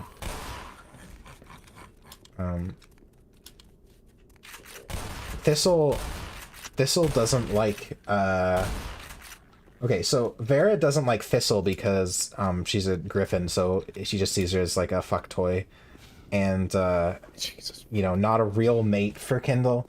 And Thistle doesn't like Vera because she's like a controlling bitch. So they would never be in the same room, both fucking Kindle.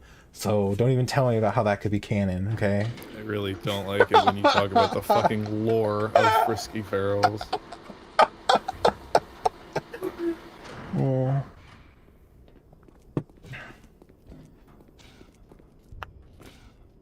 Yeah, I knew that would bother you. Everyone in Metro Rail has maxed out gear and everyone uses the same armor, same weapon, level 6 armor, and Mark 14. It got really boring because everyone was doing the same thing. Yeah. Yeah, that's what happens when you make it the top gear too abundant. That's the same problem with Tarkov. Everyone uses like a slick for armor and the fucking like one of 3 guns, right? Kind of sounds like a House I've explained the latest episode of the soap opera. Good, because that's what I was going for.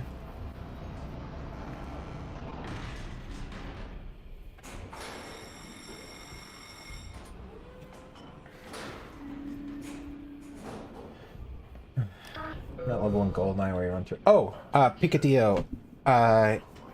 Do you put, when you cook, do you put broth in there to cook the potatoes, or do you just not? It depends how you want to cook them. There's a bunch of different ways. You can cook them separately first. You know, you can kind of fry them, or okay, you could bake them and then throw them in there. I'm just, because I feel like or boil them. Potatoes, I just throw everything in a pan, but I feel like the potatoes aren't going to get cooked with everything else like that, so I put broth in there to, you know, so they're submerged. And then most of the broth boils off or gets soaked up by things, so there really isn't a lot of broth afterward, but I just wonder if it's necessary to put the broth in there. It can be. It takes a while to cook raw potato. Yeah. So I think that's a pretty good move. It probably helps quite a bit. Maybe I could put them in first. Like, I'll put down... I would do... If I was making it, I would do them first. Okay. I would do onions and... Oh, I shouldn't have stayed right here. I would do all my... I really take pride in caramelizing onions. So I would do my onions. Take pride in caramelizing onions. So I'd probably, I'd start with potatoes, then onions, and then throw in the jalapenos and let those... Probably throw in the jalapenos and meat at the same time and let those... when you cook with the jalapeno, do you put in a whole jalapeno? Do you take out the seeds? I do not core any of the jalapenos. I cut off the tip and I cut off the top. Right. I've been taking out the seeds, but it's still pretty spicy. I guess it depends on what... Depends on the jalapeno. Yeah. Most of the ones that I've been getting are pretty spicy. I don't know why. I guess that's just like the brand or whatever that they grow. The greener they are, the spicier they are, the redder they are, the sweeter they are. Oh, okay. It's like a bell pepper. The more color they have that isn't like just straight green, they're generally going to be sweeter. Frisky Ferals comics are actually soap operas now that I think about it. Yeah, exactly. And that was made obvious to me, because I thought it was just, oh, dragon sex comic, cool. But no, it's literally a soap opera, as made apparent by I think it's called Something Different, the one with the wolf and the hawk, where they literally just fucking talk about the relationship for like 35 pages, and it's just the most that sounds really boring engaging. shit for when ever. You're trying to fucking beat. Yeah, exactly. I just want to jerk off. I don't want to listen to people talk about their relationships. They fucking made up cartoon furry relationships that are like even less meaningful than like normal relationships. Like fuck. If I write or like make comics or animations or whatever, I am never doing romance. I am never going to have a romance plot. Because fuck that. It's the worst part of any show is the romance like subplots. Am I wrong? I think it's fine if it's like a self-contained little instance, you know, it sets the stage, but that's about it. I don't want your fucking drama. I don't want backstory. I don't want your stuff. It's just if I can infer that they're in a romantic relationship, fine, that's cool. I like that. I like romance. But that doesn't require like a whole fucking, you know, whole fucking thing. Romance? Did you want a dragon dating sim? Expound upon it. Yeah, but the gimmick of the game I don't need Loss. I don't need the Lost comic inside of my fucking porn. Do you not pay attention? The point of the dragon dating sim is that the romance is not like typical romance. They're feral dragons, so you do weird shit. They're breeding. Like breed them. Well, you breed them, but like give them fucking dead cows and shit. It's not bring roses and chocolates. It's a fucking dead horse. Like, oh, thank you for this gift. And they're all psychopaths because they're fucking feral dragons. That's the point, is that it's not typical romance. That's why I want to make it. Oh my gosh. It's supposed to be like funny, like, oh yeah, this is how dragons would like court each other, but it's just like so far removed from like a normal romance, like dating sim type stuff. That's the whole point. Yeah, they go burn the fucking thatch roofs in a village yeah, in the you shape burn of a a heart village or something. Exactly, you burn a village down as a date. Yes.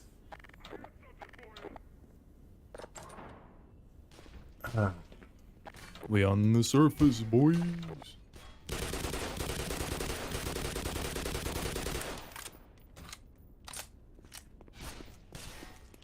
But yeah, no, romance is always the worst part. Every show is like, the first season or two is good because it's like characters and they're like interacting with the environment, and then it starts to get into romance subplots in like season 3, and then that's all it is for the rest of the show's life, and it's the worst fucking thing ever. I hate it. So many shows have like died because all they give a fuck about is the romance subplots. After get rid of all the tension, all the cool shit. Yeah, exactly. And it falls into normal man v woman emotional bullshit that doesn't fucking matter. Yeah, it's dumb. God, I hate it. Hate it so much.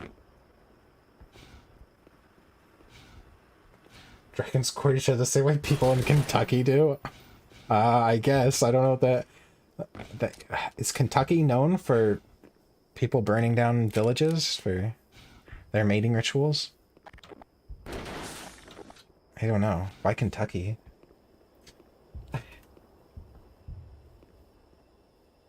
I wish I was that village. Wow, he went to flying. I shot him in the head. Can't say when they want to shove feely things into everything. Yeah, it's really annoying. Romance subplots are really annoying. It's okay if it's like... It has to be done really well. It has to be very like... kind of like subtle, I think.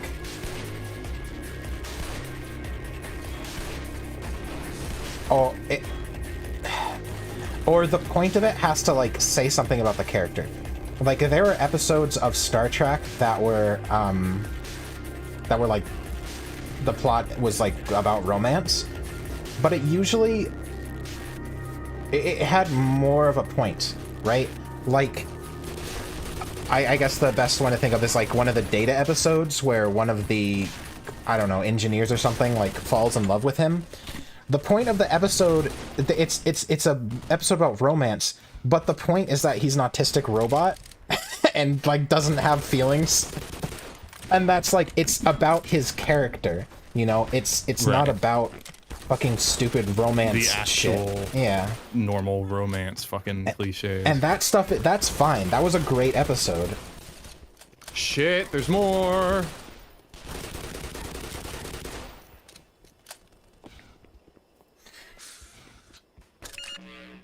They blew up that encampment. What assholes.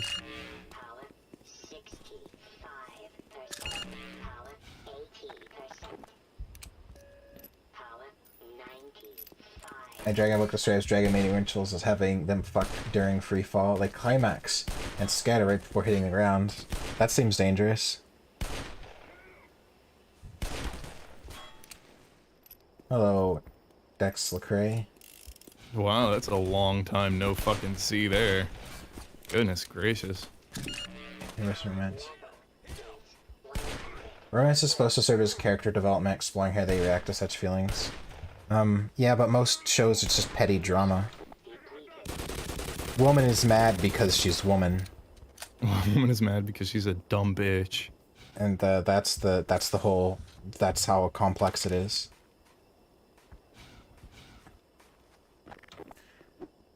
It becomes my favorite part of the story, or I fucking hate it and shouldn't have been in the story at all. Yeah, sure, yeah, right. It's usually bad. Is this Halo? No, it's, what is this game? Half-Life 1.5? Yep. Half-Life 1, 2. Half-Life 1, 2. Should we kidnap organic raptors and forcefully convert them into cybernetic fuck toys? Yeah, well, first we have to bring them back from extinction. New polls show that most citizens would prefer that dinosaurs were still extinct. Dinosaur resurrects action. In Stargate Universe, they've gone straight for the teen relationship drama on an alien fucking ship in a survival situation. Did it? I don't remember. There's only 2 seasons of that show. I don't remember it being super romance heavy. I do wish they would continue it though. It was that show was weird because Stargate's always been campy, and that's one of the reasons I liked it. And Stargate Universe was like, we're not going to be campy anymore, but it's still Stargate, so it's like some of the same characters, but they're not fun anymore. So it's like weird. I don't know how I feel about it. I don't know. It's weird. They're like trying. It's like it always feels like it's taking itself too seriously. Are you ready? What's happening? Satellite launch system activated. Jeez, weird, aggressive. What are we launching? Seconds remaining. So you like about Straight Universe, Eli did have an iconic shirt. Oh, was that the one that said "You are here"? Yeah, I like that shirt. 10, 9, 8, 7, 6, I like. 5, 4, 3, 2. I liked a lot of things. I liked that he made World of Warcraft references. Might be like 10 years, 15 years too late for that, but it's still like... Straight to Israel! Jeez. It was still, very, it like, hit me. Eh? The bad dragon delivery to the orbit. What if that's how they ship things across the world? They launch a giant missile and then it fucking, like, hellfires into your yard.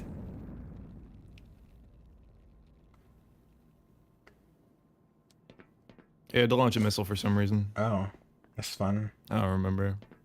It unlocked the door or something. Launch a missile because it unlocked the door. That true video game logic. Yeah, supposedly there's a new, Stargate coming out. There's a channel that pops up sometimes that talks about Stargate stuff, and there's supposed to be a new one coming out sometime soon. I don't know if sometime soon means this year or like within the next 5 years. It's kind of one of those soon TM situations.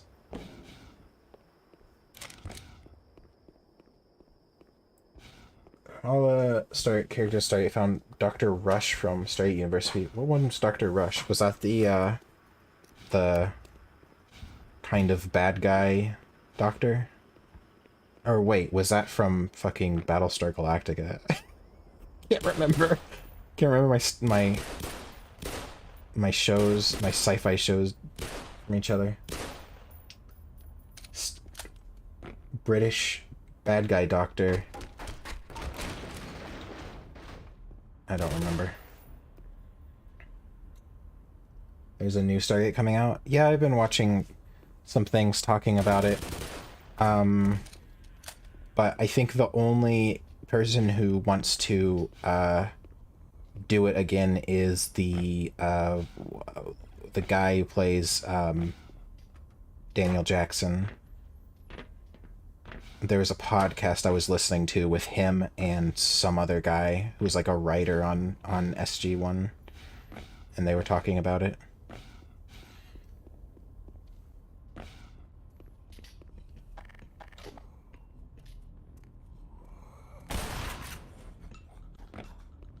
He was a British scientist who thought everyone else on the ship was an idiot. Yeah, well, that's every British scientist in any sci-fi thing. But...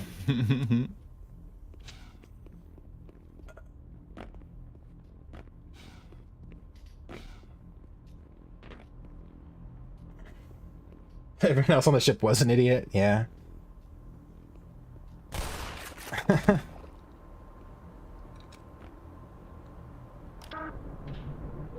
Oh. Now we've got one that goes very fast. Oh. 40 comes per...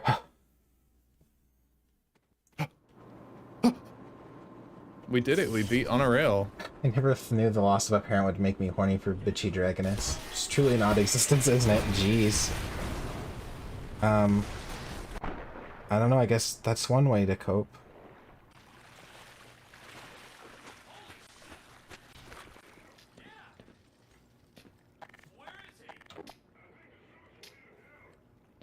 Let's play Fatal. No thanks. Oh, this room.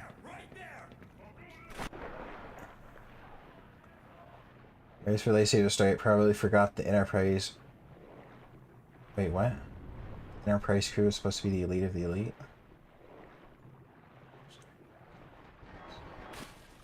Oh, did they call the ship the Enterprise in that show? That's confusing. Can't remember what they called it. Didn't they call it like the Stargazer or something? I don't remember. The Sun Eater or something like that. Destiny, that's what it was called. Destiny. Dude, what the fucking Enterprise? Wrong show. The ship in SG was called Destiny, yeah. Is this the part where fish? It's the part before fish. Firefly got cancelled. Like 15 years ago. I never liked Firefly as much as people. Big circles. I think. I don't know. I think it's one of those things where Firefly was popular because it was popular like Firefly. That makes sense. Where it's like on its own merit. It's kind of just an average show. I don't know. I think I saw one part of that, and I like. It might have been something else. It might have been a knockoff thing, but. I thought I saw one part of something that was something about Firefly, and I just saw that they were using painted Nerf guns as their props, and I said, nope, immediately lost all respect. Yeah. No, I was never really into Firefly. Firefly was the best live-action anime remake. Yeah, it's about roll call time. Well, I don't know. Now maybe I'd have to rewatch it, but no, it was like a space western, basically. That makes sense. It's kind of hard to explain. Firefly is a Cowboy Bebop ripoff. Yeah, have you seen Cowboy Bebop? No, that is one of the animes that I need to watch. That's another one. I have seen Space Dandy, and I've gotten them mixed up before. Oh, yeah. That's... Space Dandy is kind of a spoof of, like, a Cowboy Bebop type thing. I liked Space Dandy. Call it Destiny because they wanted to yeet it as far into the void as they could to see what's up there, but then they just accumulated themselves into gods and stopped caring. Right. Haven't seen Cowboy Bebop. I didn't really like Cowboy Bebop either. It's not a bad show, I just not really for me. Maybe that's why Firefly's the same way. I don't really like westerns and like that like thematically, I guess. So maybe that's why I just didn't really Western. like. Yeah, well, I like space stuff, but I usually like space stuff, not space western, you know? It's space, but everyone's using a revolver still and wearing fucking cowboy hats. It's kind of weird, I guess. Noir. Noir. What is noir exactly? Because people say that a lot, but I don't quite understand what it means. The only noir I know is LA noir. This is maybe is that just kind of describes the tone? I think so. You got like the Discord is for patrons and channel members. Dax, you know damn well how to get into the Discord. I could come in here a fucking year later playing coy. Little bitch. I wrestled the gun out of Trevor McDonald's hands, and now I can type using text again. Oh, where your emoji spam cry for help. Did the ladder fall? Trevor McDonald. I have no fucking idea. This is the exact same reason. Fall down and hit me in the head. I hate Star Wars? What reason? Why do you hate Star? I mean, there's a lot of reason to hate Star Wars, but why do you hate Star Wars? Noir, a genre of crime, film, or fiction characterized by cynicism, fatalism, and moral ambiguity. Okay, so it's like when the main character kind of kills people and doesn't care, but he's the good guy still, sorta. That sort of vibe going. Space bounty hunter. It's like noir. Yeah, that's like what Firefly is like, I think. Can't 100% remember. Oh, Danny DeVito. Didn't Cowboy have a crossover with Trigun? I don't know, but I used to always get them confused. Trigun's also like a sci-fi western. Maybe that's why. Maybe people just get them confused in general. What do you think about... There's gotta be something I'm not remembering. The show Obi-Wan Kenobi coming out? I'll watch it. I liked The Mandalorian. So if they have the same writers, or if it's going for the same kind of vibe as that, then yeah, I'll probably like it. I like The Mandalorian. I usually don't like Star Wars stuff, because it's usually has no merit other than fucking references. And Mandalorian had plenty of references, but it was also just kind of a decent show on its own, so yeah. If that's what they do.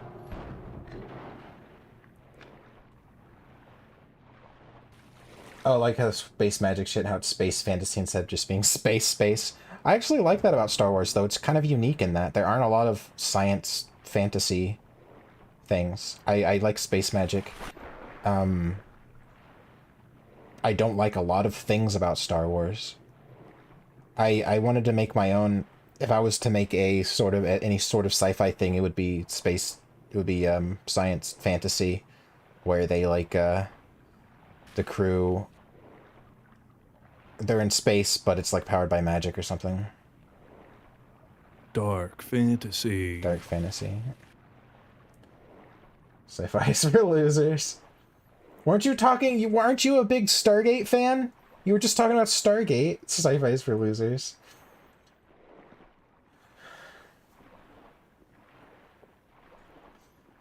New Star Wars is best. Okay. We know your game. You've played your card. You've overplayed your hand, Gypsum. Now we know you're a self-hating furry like everyone else in here. I lost my virginity while watching Mandalorian after eating some Panda Express. So now every Sunday you eat Panda Express and watch Star Wars related stuff in memorial of that? Or what does that mean?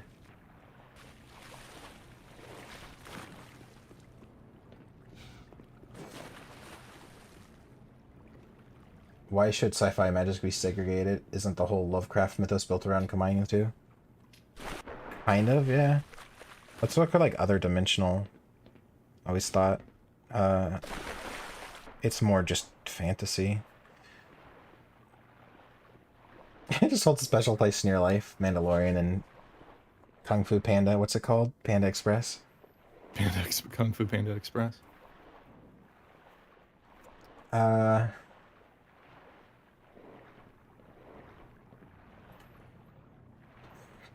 Mandalorian.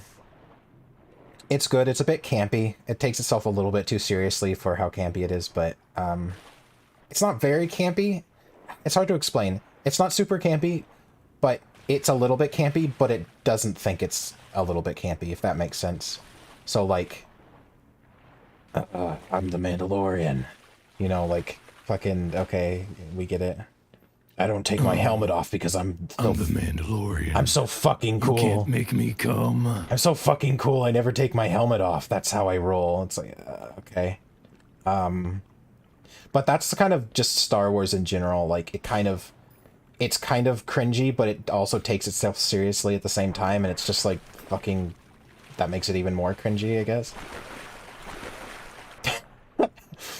Like, fucking, the biggest thing is in the prequels, they're like, oh yeah, oh, this is super serious space politics time, and then they start fucking the little rat creature, you know, Yoda grabs his lightsaber and starts flipping around, and he starts fucking throwing the like chairs, the whole auditorium at each other, and it's like, okay.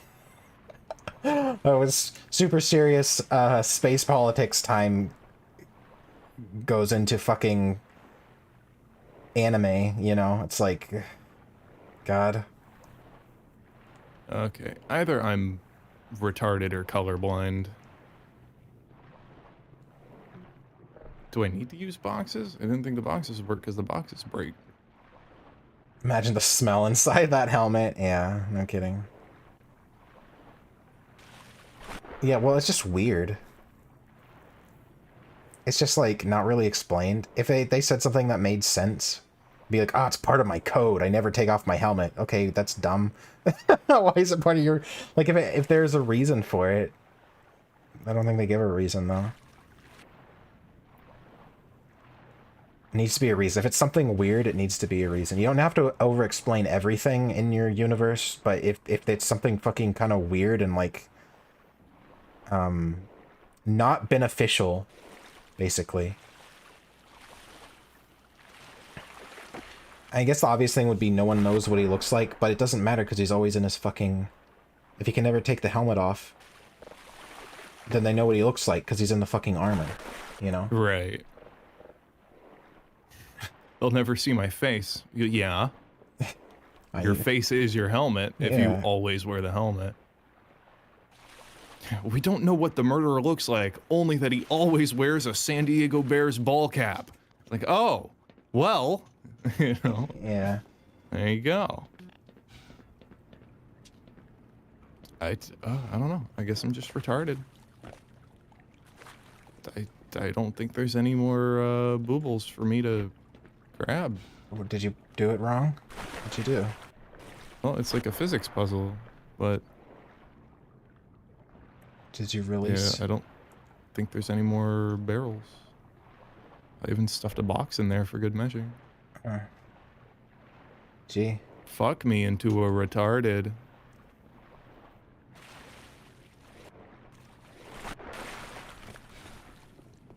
Just having the characters reacting to the weird things as being weird, but they don't know it still works. But they don't know it. What? They just explain that, oh, if it's his religion, he can do that thing. Yeah. Well, it's just impractical. When it's something that's like, oh, I have to, like... When it's something that is not impractical, it's fine to be like, okay, this is just a religious thing, right? Like, I don't know. Always, Vulcans, don't touch their food. It's like a religious thing, right? It makes sense. It's a little bit impractical, but they use utensils. It also kind of makes sense because it's like a cleanliness thing, right? They're hyper autistic. They're hyper texture. Did I release? Yeah. Vulcans don't touch their food.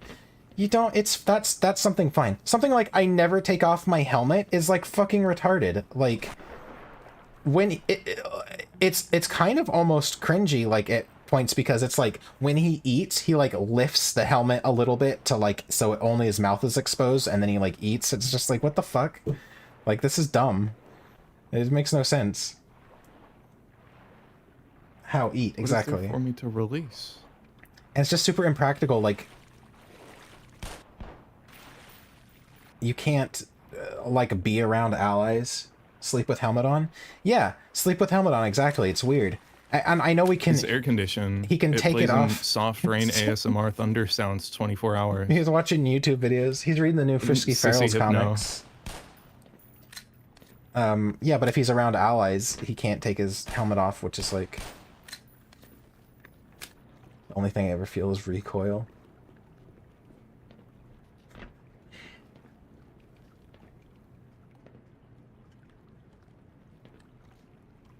People think that you're not allowed to take the helmet off. You can just turn a corner, take the helmet off, and blend into a crowd. Well, you have to take the rest of your armor off too. But yeah, I guess, but he doesn't... maybe that's the plan. Oh, he can never take his helmet off, which means if he doesn't have his helmet off, people don't believe that it could ever be him. I guess. But that's not... But literally the opposite of that happens. At one point, he has to take his helmet off, and he's, like, super autistic about it. Because he has to do that. He has to take his helmet off to, like, blend in with the crowd. And, he doesn't want to. So it's, like... It doesn't even make sense. Like, I don't know. Mandalorians are basically Star Wars Saiyans, the whole culture of all-around combat. Okay, that's cool, but... Well, I don't know what that has to do with not taking your helmet off.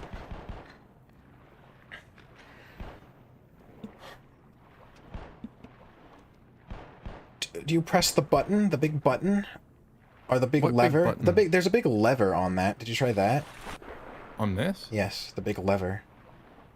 Well, I mean, it's underwater. It's not working anymore. Well, it might be like the fucking brakes. Well, the other lever. There's that lever, and then there's that lever. Okay, pull the levers in the specific order, hit the button. There's no lever button. I don't know. Maybe it's broken. Maybe it's stupid. Maybe you had to do... I think I found all the orange. Don't really know where else. The fursuit stays on. Yeah. I never take off my fursuit head. There's more boxes, but I feel like because the boxes break, they wouldn't be Maybe the boxes have mandatory. A thing in them. Ah, did you try that? What do you think of that? Let's try the boxes.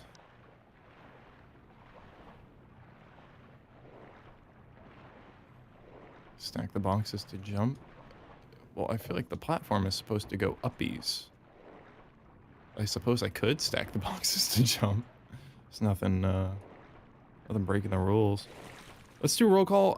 I'm frustrated by this puzzle now, so I want to. Okay, you just do that, put it on top, and then jump. Yeah, I think I'll do it over here. Okay. Yeah, it is roll call time. You have to move the truck to get Mew. Yeah. To get Mew? What? I feel like something like he doesn't take off his helmet would be less retarded if it just... Oh my god. Just wasn't acknowledged. It's just how it is. Yeah, that's one thing too, is you just don't really acknowledge it. I don't know. It's one of those things... swimming up to push the thing up. It's one of those things, like many things in Star Wars, that sounded good in George Lucas's retarded brain.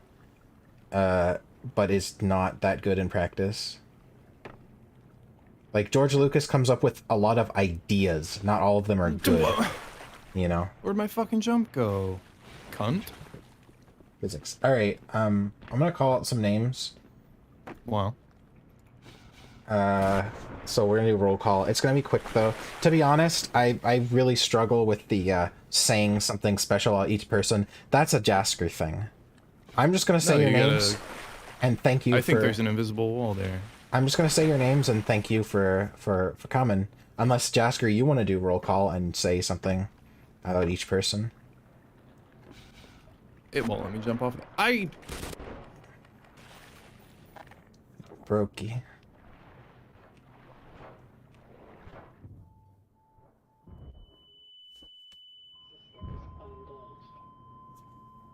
Okay. Do you want to say names, Jasky? Oh, sure. You could just make up shit for every person. Yeah. We had a lot of new people show up today. Let's see. I'm still here, but after I'm leaving, I don't intend on coming back. All right. Okay. See ya. The 4th time you've said that. See ya Thursday. You disappeared then. for a while after you got fucking burned. Pretty wild how that happened. I hope to see you back again. It is fun. See ya Thursday. We wanted to have him always wear his helmet because it's a nice visual, but we couldn't come up with a good reason because we already used that he's a burn victim one. Yeah. No. All right. Cassie, thanks for gaming. Thanks for hiding. Amethyx, thanks for showing up and grooving. Corbin, always great to see you. Dax, long time no see. Goober. Gypsum, also goober. Jack Herbertson, always a pleasure. Cordyceps, you know I appreciate you. Narufa, great to see you again. Ponythroat, glad you can speak again. PTS, thanks for stopping by, as always. Puppy, love ya. Raiden, Jose Luis Delgado Lopez, Red, Silver Knight, everybody. I love all you guys. You know that. Scroll Keeper, sorry about your dad. I got Silver Knight in that, right? Spitfire, of course. One day, maybe you'll cave and get a Discord. Maybe not. I don't know. But, you know. Appreciate you anyways. Valu, strongest French. Once again, Yoshi, of course, pillar of the community. I didn't see who was first today. I wasn't paying attention. I was messing with the game. Fuck, who was it? I think it was Yoshi. And Zeitzreinder, Drakash, du Vardigan Gagid. Thanks for stopping by and thanks for hanging out. I'm glad you stuck around. You too, large boy. You hider. You little sneaky man. Then we had Hyena, whatever. Something. Huma Hyena or something. I don't remember. I was here earlier. Danny DeVito.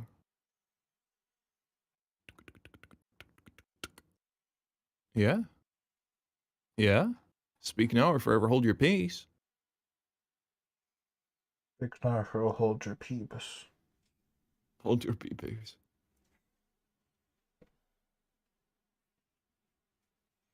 Ray the Dragon Dong to victory. Slit sluts. Have a nice evening. Yeah, see you Thursday. Tomorrow is not a stream day. Slit sluts. I might do shit, I might do a stream in the Tarkov in the Discord. I might do Tarkov. Does anyone else play Tarkov and that I know? So, I have no friends. Does anybody? I just uninstalled it last night. Yeah. Well, you said you don't even like playing Tarkov with people. No, I don't. But So then why do you need friends who play Tarkov? Because I need to feel like I belong. I'll fucking install it if you want to play it, but you're like, no, I don't want to play with anybody. No. So it's like, okay, well If then you- I'm not. You're the only person I played it with. So If you load in with me, I'll just shoot you in the head and say, "You've never learned your Yeah. lesson, did you?" You don't like it though. You Dude. don't like Well, it, so I don't want. But I would play it with you. It's fun to play games with you. I'll play anything with you. You didn't want to play Llama Lana 2 with me. That was not a with you game. I was with you in spirit and in voice. No, it's different. You have to beat Llama Lana 2 to prove your friendship to me. No. Oh.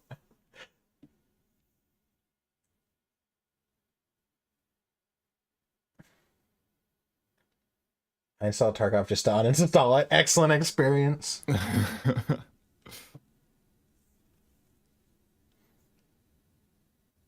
Did we do a roll call? Yeah. Oh. Sorry, I was waiting for you to finish. Oh. No, I already did it.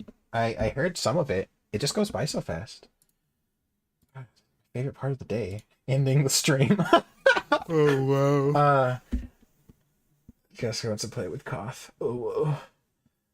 Alright. Oh, It's time to make some food. So I will see you all later. Thanks for hanging out with I me. want some of your food. Dios mío, Llama Lana 2. Yeah, we played it yesterday, but then I got bored of it really fast. I want to make a Llama Lana. I'm gonna make you playtest it. No. Yeah. Yeah, I'll playtest something for you, sure. Yeah. No, then you have to beat it. No. You're gonna playtest it, and then when you agree to play it on stream, it's gonna be a totally different game that I was making in secret. That's like 1,000 times harder, completely different puzzles. By then you'll have to pay me a wage, so sure. Yeah. Well, this thing is, if I ever, it dawned on me the other day because I was like, I want to make a Metroidvania, but everyone makes a Metroidvania, and most of them are pretty fucking bad. But it's my favorite genre, so that's what I want to make, right? And then I was also thinking the other day, boy, I wish there were more games like La Mulana. It's like such a unique and interesting idea to have like a puzzle platformer Metroidvania thing, you know? Because most games are either a Metroidvania where you run around whipping vampires and there's really no puzzles, it's just a platformer basically, or there's like puzzle platformers like a Braid situation or like Meat Boy or something, you know, where there's stages and it's not really a Metroidvania, just like a puzzle platformer. So it's so rare to see those two merge in such a good way with like La Mulana. And then I realized, wait, that's what I should do, is do something like that where it's mostly about puzzles. Anyway, make a good Metroidvania that'll stand out from the crowd. It'll be Pong. Pong. Pongers. I didn't mean to say Pog, but said Pong instead. Yeah, make a Pogrovania. You have to play Pong while doing a Metroidvania. I want horrible traps that kill you instantly, and I was thinking, I have so many ideas. Anyway, but we'll talk about that later. So I will see you all Thursday. Thanks for hanging out. Goodbye. Goodbye.